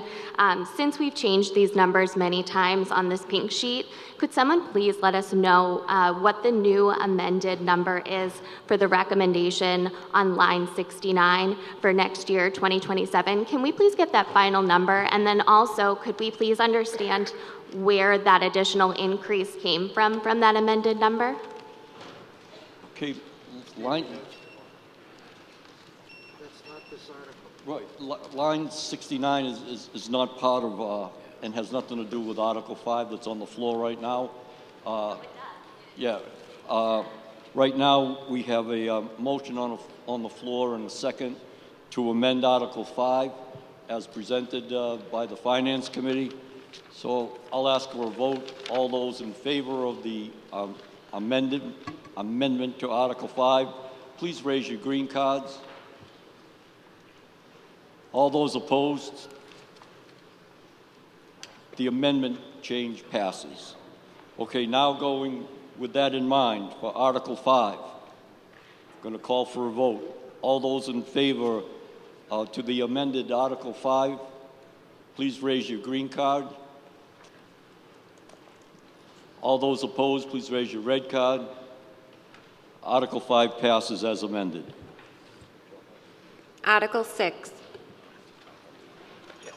Mr. Moderator, I move that the town, pursuant to Massachusetts General Laws, Chapter 41, Section 1B, to change the office of town clerk from an elected office to an appointed office, provided that any incumbent serving at the time of acceptance by the voters shall continue to serve until the expiration of their elected term in May 2027, or until the office is otherwise vacated, and thereafter a successor is appointed. And further, that such vacancy, the town clerk shall be appointed by the Board of Selectmen for a term of 3 years, and shall perform the duties prescribed by law and such additional duties as may be assigned. And further, to authorize the Board of Selectmen to establish the terms and conditions of employment, including compensation subject to appropriation, provided, however, that this vote shall not take effect unless approved by the voters at a town election in accordance with MGL Chapter 41, Section 1B. Okay, I have a motion to accept Article 6. Do I have a second? Second. I have a motion and second. I'm going to ask for the recommendation of the Board of Selectmen. Board of Selectmen recommends. Thank you, sir. I'm going to ask for a recommendation from the Finance Committee. Finance Committee is neutral. Mr. Moderator, if I could just speak to it quickly. Yes, sir. Very similar to last night's highway surveyor, very similar to the water commissioners. The only thing I'd add to this one specifically is there's an increasingly high demand for continuing education further knowledge, testing, state requirements. And so this would, again, just expand the pool of candidates and keep us up with the times and broaden our horizons in terms of outside the four walls of Halifax. Okay, thank you, sir. Mr. Van Donley.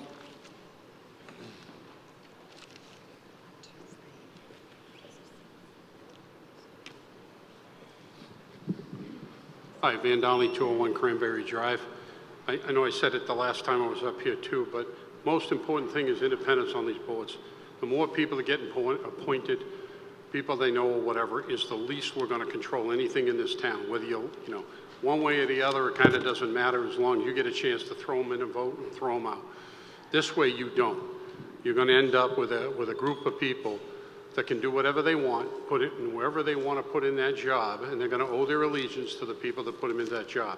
We can't have that. We've got to be elected positions, and if you don't like them, throw them out, right?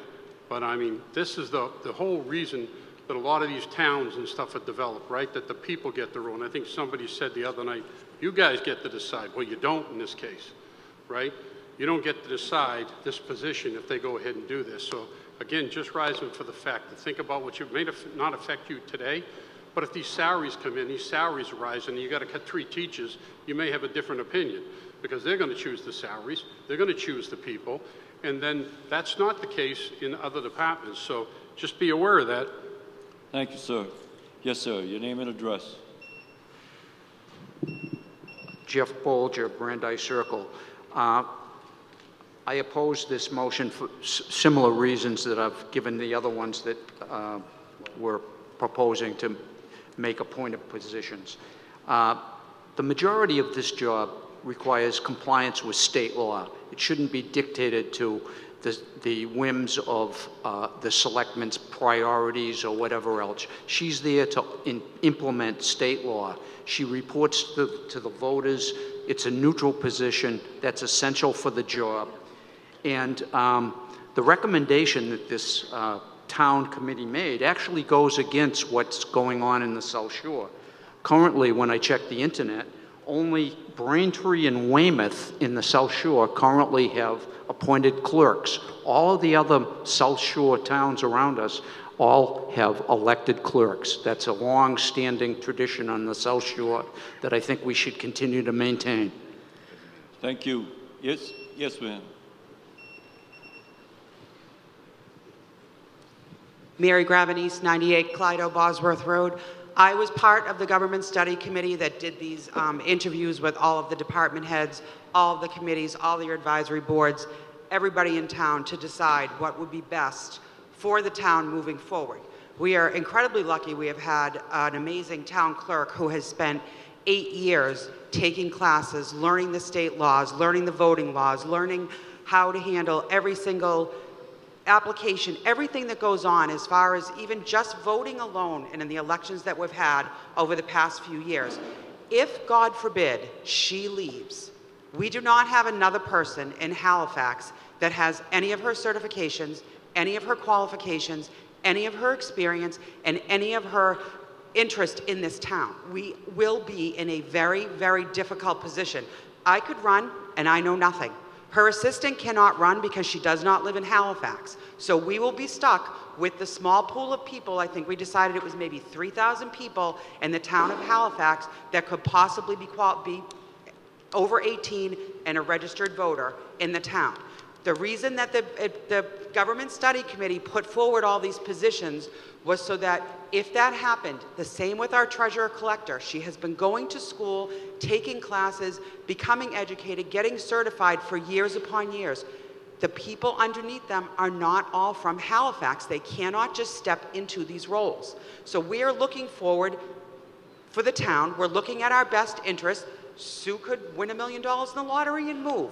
She could go, yeah. Anyone could just leave. There are circumstances that happen. We are trying to protect the best interest of the town. That was why these articles were put forward. It wasn't about taking away choices. It was giving people more choices. When you have only a small pool to choose from, your choices are much less than having more choices. That's the reason. Thank you. Yes, sir. James Hopkins, 20 Pond Street. Respectfully request to address the body. Respectfully, what? May I respectfully request to address the body? Certainly. Among the many traditions we have on the South Shore electing various commissions, I think another one that we have seen play out tonight and also in our elections, a long-standing tradition, is for all of us to gather here and vote on motions that we have not read or prepared for, and likewise, alongside that, the tradition of electing people whose names we recognize from a sign we saw on 106, and we didn't think about it. If we say that we want to elect all of these people continually, which is our right to continue to do, it is also incumbent upon us to do our research and come prepared and know exactly who and what we are voting for. Thank you, sir. Okay, see, oh, yes. Please. Sandra Nolan, 360 South Street.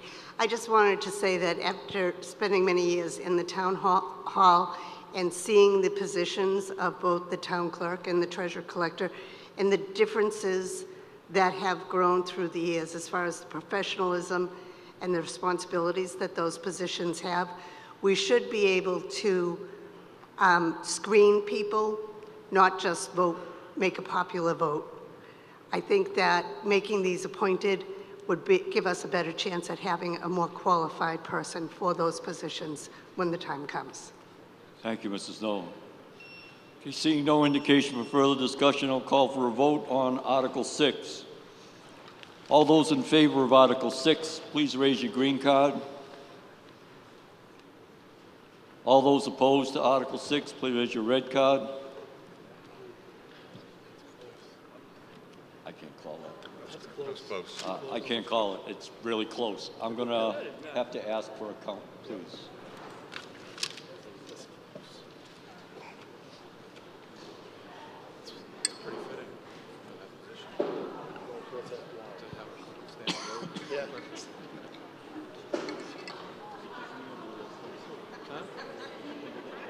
Yeah, it was.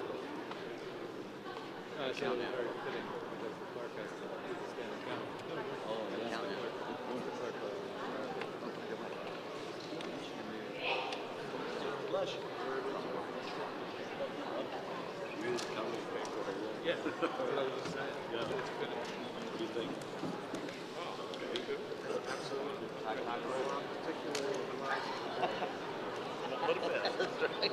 Come on, brother. I can tell you. Come on. Dixon Dale. I prepared it. Blinky's arc on the high pressure tank car. Yeah. We're always going on with it. Okay, we're going to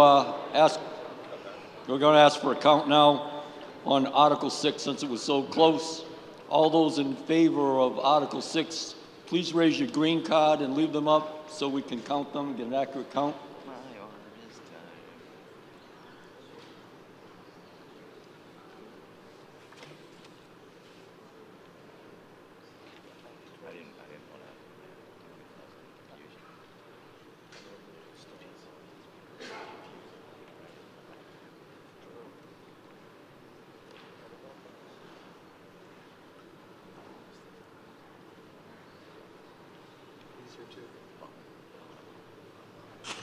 God bless you.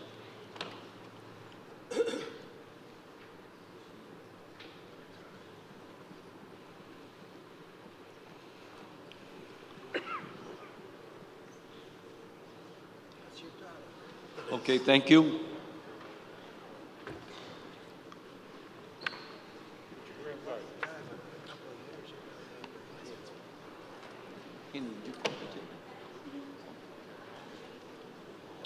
Okay, we're all set. All those opposed to Article 6, please raise your red card.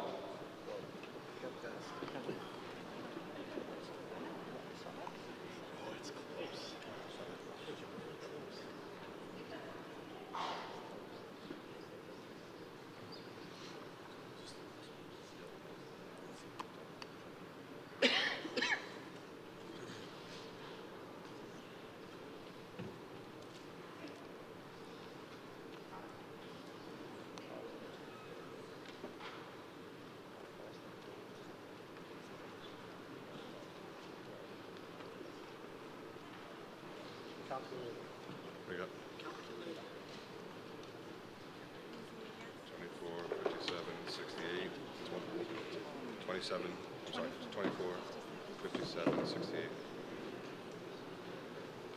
No, you're off.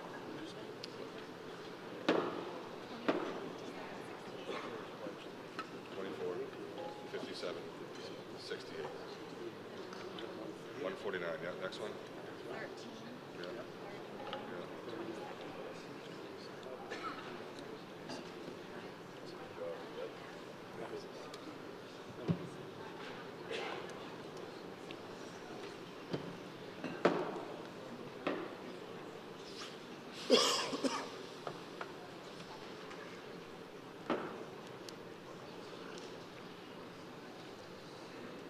Article 6 passes with 149 yes votes and 79 no votes. Article 6 passes. Article 14. Mr. Moderator. That's me. Article 14. Oh, that's 13 issue.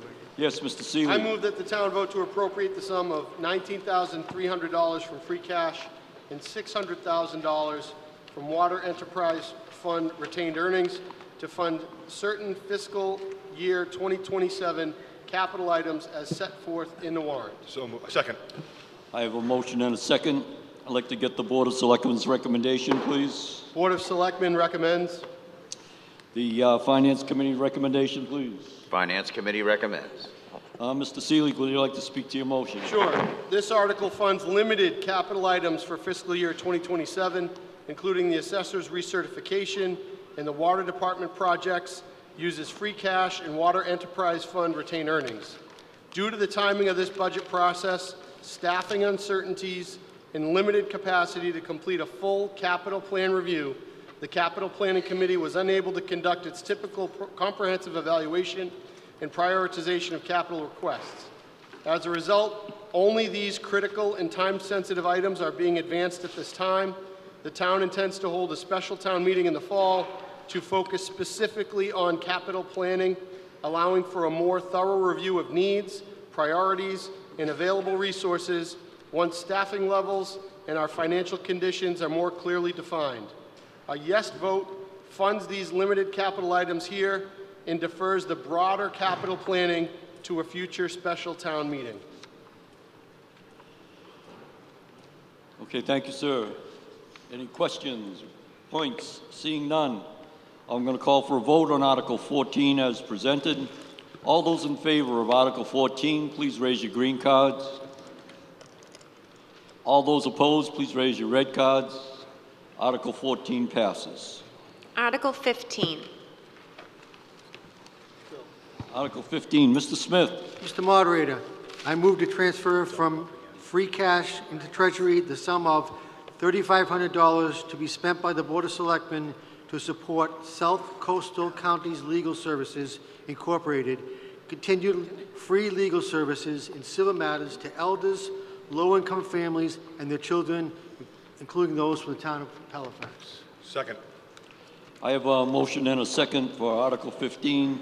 Mr. Smith, would you like to speak to your article, please? Yes, I can. This article provides funding to South Coastal Counties Legal Services, a nonprofit organization that offers free civil legal assistance to eligible residents, including elders and low-income individuals and families. Services may include assistance with housing, family law matters, benefits, and other civil legal issues. Halifax residents who apply may access these services at no cost. Okay, thank you, sir. Seeing no indication of discussion, I'll ask for a vote on Article 15 as presented. All those in favor of Article 15, please raise your green card. All those opposed, please raise your red card. Passes unanimous. Article 13.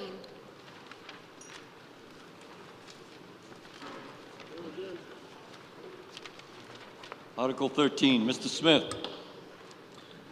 I move the town vote to fix maximum amounts that may be expended in fiscal year 2027 from revolving funds established under Chapter 44, Section 53E and a half, as set forth in the warrant. Second. I have a motion and a second on Article 13. Could I get the Board of Selectmen's recommendation, please? Board of Selectmen recommends. The Finance Committee's recommendation, please. Finance Committee recommends. Mr. Smith, would you like to speak to this? This article establishes the maximum amounts that may be spent in fiscal year 2027 from revolving funds authorized under Massachusetts General Law, Chapter 44, Section 53E and a half. Revolving funds allow certain town departments and boards to retain and expend revenues they generate for specific purposes, without further appropriation, up to the limits set annually by town meeting. Okay, thank you, sir. Seeing no indication of discussion. Yes, sir. I just question, Your name and address, please. Jeff Bolger, Brandeis Circle. We had just established a new reserve account, and is that listed on this? I don't seem to see it. I would think you'd need to add that to this article. Let me see if I can find that out. No, you create it, and then we'll be adding it into the full Rolodex next year. So by the creation earlier, then it will be on this list next year at town meeting for setting the amount. Again, this does not allocate any funds. It just sets the actual limits. Okay, thank you. Okay, seeing no indication of other discussion, I'm going to ask for a vote on Article 13 as presented. All those in favor of Article 13, please raise your green card. All those opposed, please raise your red card. Passes unanimous. Article 7. Mr. Moderator, I move that the town vote pursuant to Massachusetts General Laws, Chapter 41, Section 1B, to change the office of Treasurer-Collector from an elected office to an appointed office, provided that any incumbent serving at the time of acceptance by the voters shall continue to serve until the expiration of their term in May 2027, or until the office is otherwise vacated, and thereafter until a successor is appointed. And further, that following such vacancy, the Treasurer-Collector shall be appointed by the Board of Selectmen for a term of 3 years, and shall perform the duties prescribed by law and such additional duties as may be assigned. And further, to authorize the Board of Selectmen to establish the terms and conditions of employment, including compensation subject to appropriation, provided, however, that this vote shall not take effect unless approved by the voters at a town election in accordance with Massachusetts General Laws, Chapter 41, Section 1B. Okay, I have a motion for Article 7. Do I have a second? Thank you. Second. Mr. Pratt, would you like to speak to your article, please? Yes, absolutely. I mean, this is just the last of a line of things that we'd like to talk about. I think Mary said it best just a few minutes ago on the town clerk's office. This is much the same. This is simply offering you an alternative choice should the treasurer-collector choose to not work here anymore. Something happens, she retires. It broadens our pool of candidates. There's an increasing amount of work. She's guided by state guidelines, not beholden to the electorate in general. So I would echo what Mary said about the town clerk's position. Not a reflection on the current candidate. She's put the hours in with education, simply offering more choices upon the expiration of the term. Thank you, sir. Seeing no indication of discussion, I'm going to ask for a vote on Article 7 as presented. All those in favor of Article 7, please raise your green card. All those opposed, please raise your red card. Article 7 passes. Article 21.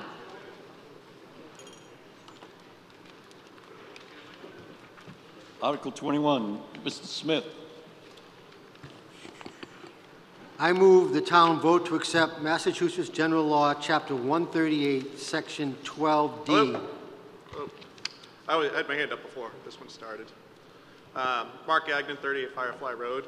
I'd like to revisit Articles 8 and 10 for the Highway Department and the Water Commissioners. I don't understand why we would appoint certain positions but then want to elect in others. We would never want to appoint our fire chief, our police chief, or any of those. So I'd just like to have those revisited. Okay, I have a motion on the floor to revisit. Well, let's do first, we'll do Article 8. Correct? Did I get that? 8 and 10? Second. I need a second to revisit. Okay, I have a motion and a second to revisit Article 8. So to revisit, all those in favor to revisit Article 8, please raise your green card. All those opposed to a revisit, please raise your red card. Fails. The revisit does not pass. Article 10. There's a motion on the floor to revisit Article 10. All those in favor of revisiting Article 10, please raise your green cards.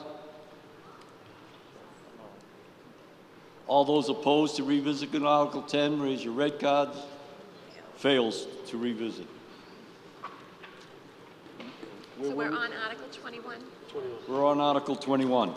Mr. Smith. Mr. Moderator, I move the town accept Massachusetts General Law 138, Section 12D, authorizing local licensing authority to approve the conversion of certain on-premises wine and malt beverage licenses to all alcohol licenses as set forth in the warrant. Second. I have a motion and a second for Article 21. I'm going to ask for the recommendation of the Board of Selectmen. Board of Selectmen recommends. The Finance Committee recommendation. Finance Committee is neutral on this article. Okay, Mr. Smith, would you like to speak to your article, please? This article proposes acceptance of Massachusetts General Law, Chapter 138, Section 12D, which allows the town, acting through the local licensing authority, to approve requests from existing license holders to convert wine and malt beverage licenses to all alcohol license for an on-premise consumption. Any such conversion would remain subject to all applicable requirements under state law, including notice, public hearing, and approval by the licensing authority. Acceptance of this provision does not automatically convert any licenses, but provides the town with the option to consider such requests on a case-by-case basis. Okay, thank you, sir. Did you want to speak? Oh, I thought you raised your hand. Mr. Van Donley.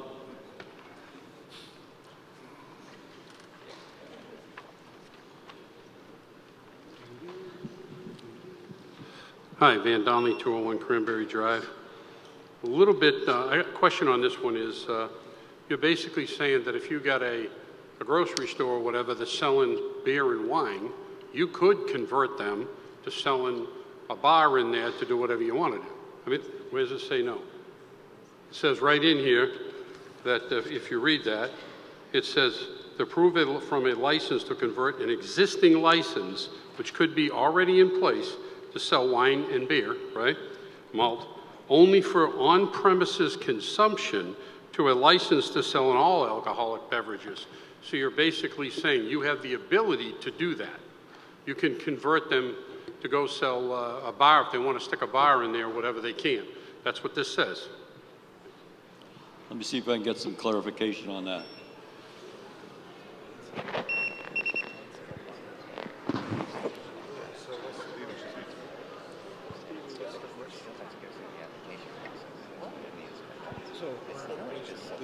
He was saying at a grocery store, it's only on premise, so it can only be a bar or a restaurant. Yeah. Mr. Moderator. Yes, sir. So when it reads on premise in the motion, on premise only means restaurants or bars. It's not grocery stores or liquor stores. So it would have to be it has to be a restaurant or a bar, so it's on premise liquor sales. So that's the only thing that would apply here. So it would have to be an existing on-premise beer or wine license going to a full liquor. So it would have to be consumption on-premise. Mr. Van Donley. Sorry. Town, it says here, I'm sorry. Nice and loud. Yeah, sorry about that. It says Selectmen as the local licensing authority of the town to approve a request from a licensee to convert an existing license, which would be out there to sell wine and malt beverages only for on-premises consumption, to a license to sell all alcoholic beverages. So there are liquor stores, whatever out there that have wine and beer on their premises currently. So they could go ahead and open a bar there now and do that based under this description. Could I try to do a clarification, and you guys check me on this? So there exist some businesses that only have wine and beer licenses. So essentially like breweries. You know, we don't have any here in Halifax, but I know there's one down in Carver. You know, the breweries are becoming popular. So essentially those breweries now would not be limited to just beer and wine. They would be expanded to include all liquors at those facilities, not just beer and wine. It's what it says. So they have an existing beer and wine only license, and this would allow them to, instead of just having beer and wine currently, it would be expanded to include all alcohols. I can double check, but I believe we have, I don't believe it affects us, guys. We don't have, but we're just trying to be up with the new state recommendation, where they're now giving those breweries the option to sell all different kinds of alcohol, not just limiting them to beer and wine. Yes, Jenna, name and address, please. Jeannie Donahue, 87 Plymouth Street. I'm wondering if anyone in the room can explain any financial implications with the change. See if I can find that out. Financial implications, you can ask the Finance Committee. I don't believe there are. Mr. Waters. Just application fees possibly, but you know, there would be no, other than that, there are no additional incoming revenues to the town. Okay, thank you, sir.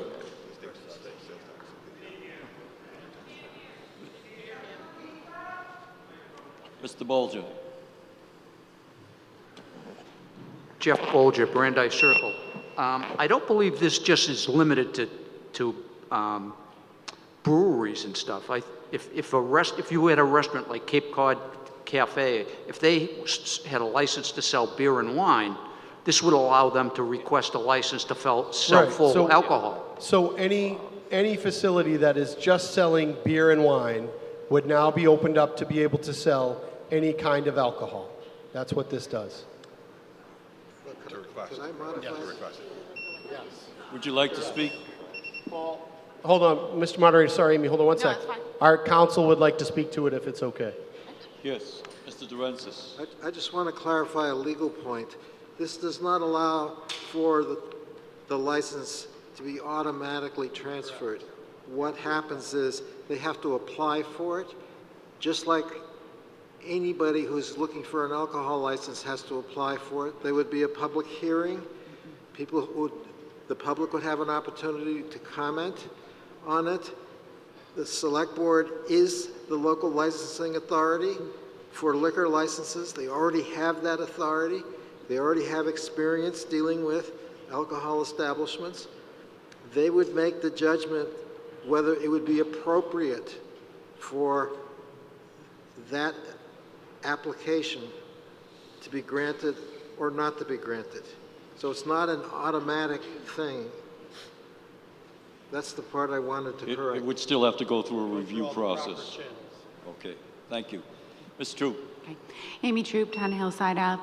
Are there any applications currently that are asking for this, or any that have been brought to the town's attention that might have, there's zero? No, none Let me find out for you.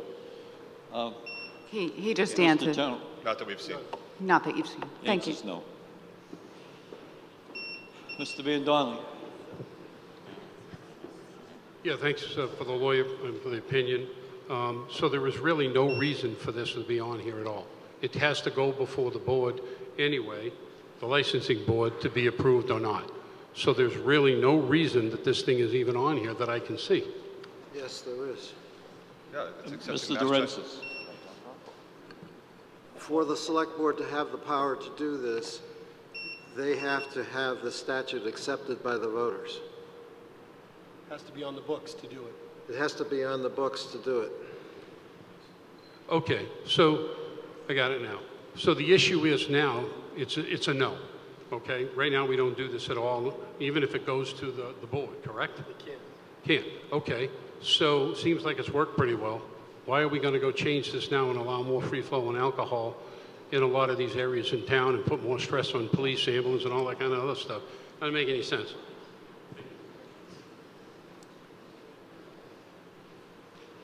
Yes, ma'am. Could you come up to the mic? I think if you just clarify what the process is now, and how that streamlining is going to help the town. I think it'll help answer his question. Paul, do you See want if I can find that out. Do you want to give the process now for what those establishments have to do? It's exactly the same for all liquor licenses. They have to fill out an application. The application leads to a public hearing. There'll be a public hearing before the Select Board, which is the new name for your Board of Selectmen. The Select Board reached... Get him closer. Yeah. Right. Nice and loud.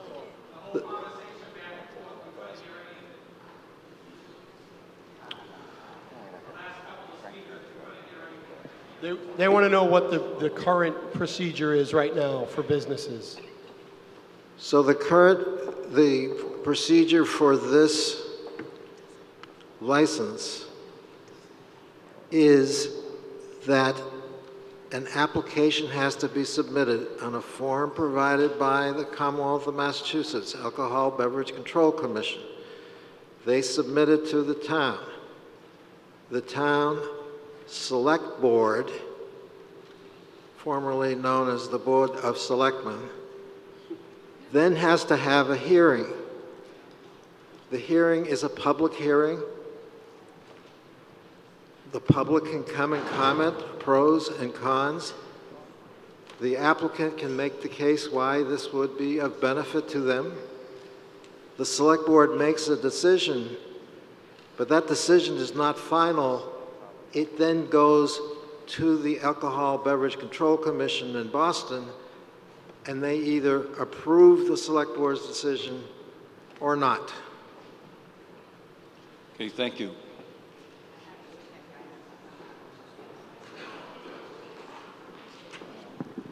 Amy again. There's only a certain amount of alcohol and beverage licenses that are allowed to the town, and I believe they're all filled. Is that correct? I'll see to find out. Is there a specific number of licenses that are available for? I don't have the number of licenses offhand that Halifax allow, but that is correct. Okay, so we would have to have like a huge vote of town meeting in order to change any of that, or there would have to be like a state law change or something. So we're not really, basically all you're doing is going to be allowing maybe a beer and wine to change so that they could maybe have vodka or tequila or something like that, but they'd still be under safe serve, correct? Yes.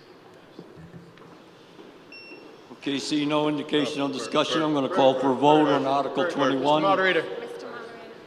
Oh, that's good. She walked all the way up there. Oh, Move sure, to vote. okay, never mind. Oh, we good? Okay. Article 21, I'm going to call for a vote. All those in favor of Article 21, please raise your green card. All those opposed, please raise your red card. Article 21 passes. Article 11. Mr. Moderator, Yes. I move that the town vote to accept Massachusetts General Laws, Chapter 59, Section 5, Clause 220I and Clause 220J, to authorize increases to property tax exemptions previously adopted by the town under Clauses 22, 22A, 22B, 22C, 22E, and 22F as set forth in the warrant. Second. Sorry, it's late. Second. Okay, I have a motion and a second. I'd like to ask the Board of Selectmen's recommendation, please. We have it on there, guys? Board of Selectmen recommends. The Finance Committee's recommendation, please. Finance Committee recommends. Mr. Moderator, if I could speak to that, please. Yes, Mr. Pratt. This article proposes acceptance of two provisions of Massachusetts general laws that allow the town to increase certain existing property tax exemptions for qualifying residents. Clause 22I authorizes the town to automatically increase eligible exemptions each year based on the Consumer Price Index, CPI, as determined by the Department of Revenue. Clause 22J authorizes the town by vote of town meeting to increase the base exemption amounts, subject to statutory conditions. These provisions apply only to exemptions already adopted by the town under Clauses 22, 22A, 22B, 22C, 22C, 22E, and 22F, which include exemptions for qualifying seniors, veterans, and other eligible residents. This article does not create any new exemptions. A yes vote adopts these provisions and provides the town with additional flexibility to adjust exemptions over time. Okay, seeing no indication of discussion, I'm going to call for a vote on Article 11.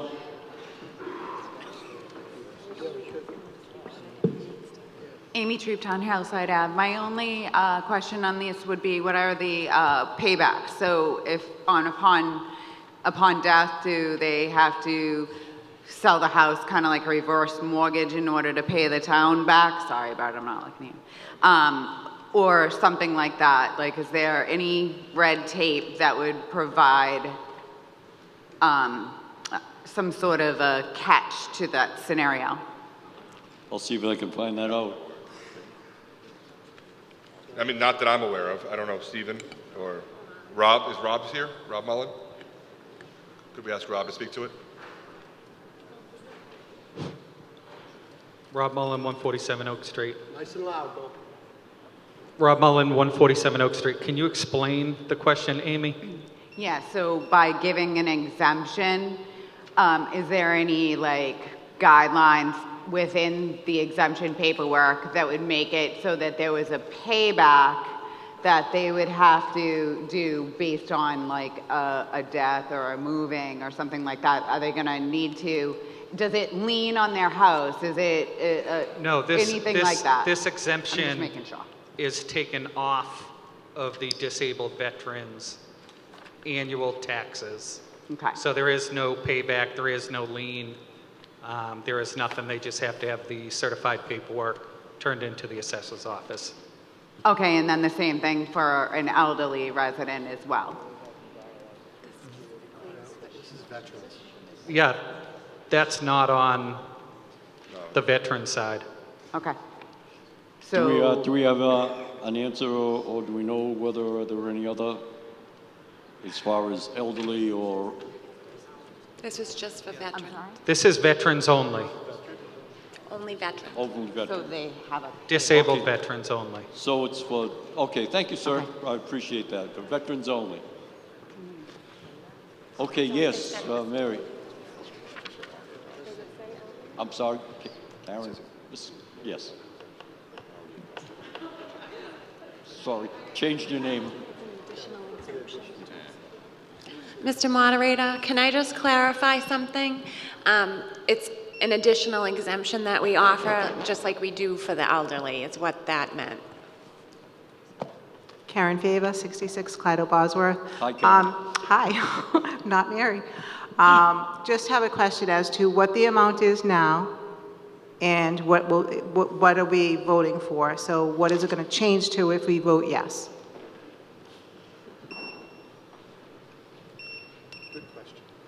Robert Muller, 147 Oak Street. The current amount to the town is $14,875. If 100% passes, it would be an additional $49,500. The town has the option to choose different increases at 25%, 50%, 75%, or 100%. At 25%, it would be an additional cost of $12,375. At 50%, it would be $24,750. At 75%, it would be $37,125. And then once again, 100% would be $49,500. Does that answer your question?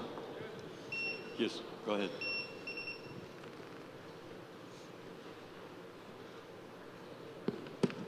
So if someone is 100% disabled, we don't, like, that changes, right, on a rotating basis? Like, you don't know, right now you have so many that may be 100%, so many that might be 75%, et cetera. But that could change at any point depending upon who's coming out and who's getting adjusted to 100%. Is that accurate? Yes. Okay, and through the moderator to you. So how many people do we have on it now? Currently, we have 90 households. We have 60 households that the disabled veteran is 10 to 90%. There's one individual that has adaptive needs. There are 5 that fall under surviving spouses and 24 that are 100% disabled. So how much do we pay total right now? Currently, right now, the cost is $14,875, and the rest is covered by the state. Okay, and so we're looking to raise that line item to $49,500 to cover the difference, is that accurate? If it was at 100%, the total amount would be $64,375. Okay, so That's, if we vote yes, we're voting for $64,375 additional? at 100%, yes. Okay, thank you. Okay, seeing no indication of further discussion, we're going to vote on Article 11. All those in favor of Article 11 as presented, please raise your green cards.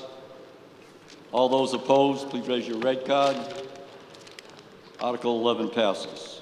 Mr. Moderator, I move as a summary here that on Saturday, May 16th, 2026, from 10 a.m. to 6 p.m., we will meet at the Halifax Elementary School to see if the town will vote to elect one Board of Assessors member for a term of 3 years, one Board of Health member for a term of 3 years, one Halifax Housing Authority member for a term of 3 years, one Halifax Housing Authority member to fill an unexpired term of 2 years, one Highway Surveyor for a term of 3 years, two Board of Library Trustee members for terms of 3 years, one Park Commissioner for a term of 3 years, one Planning Board member for a term of 5 years, two Halifax Elementary School Committee members for a term of 3 years, one Silver Lake Regional School Committee member for a term of 3 years, one Board of Selectmen member for a term of 3 years, and one Board of Water Commissioner members for a term of 3 years, and certain ballot questions provided to the town clerk will be provided in a separate election warrant. Ballot question, let's see, 1 and 2. So the three questions that you will be voting on here, ballot question number 1, shall the town vote to amend the general bylaws to change the position of town clerk from an elected position to an appointed position to be appointed by the select board as approved by the vote of the town meeting? You will see question number 2, shall the town vote to amend the general bylaws to change the position of treasurer collector from an elected position to an appointed position to be appointed by the select board as approved by the vote of the town meeting? And then ballot question number 4, shall the town of Halifax be allowed to assess an additional $1,500,000 in real estate and personal property taxes for the purposes of its operating budget for the fiscal year beginning July 1st, 2026? I have a motion on the floor. Do I have a second? I have a motion and a second. Yes.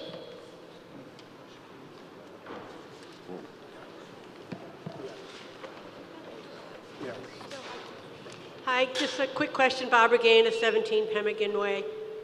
The questions that we have for the town clerk's position, the treasurer collector, the highway, all to be appointed, are they the same as the override? Pass here, pass there?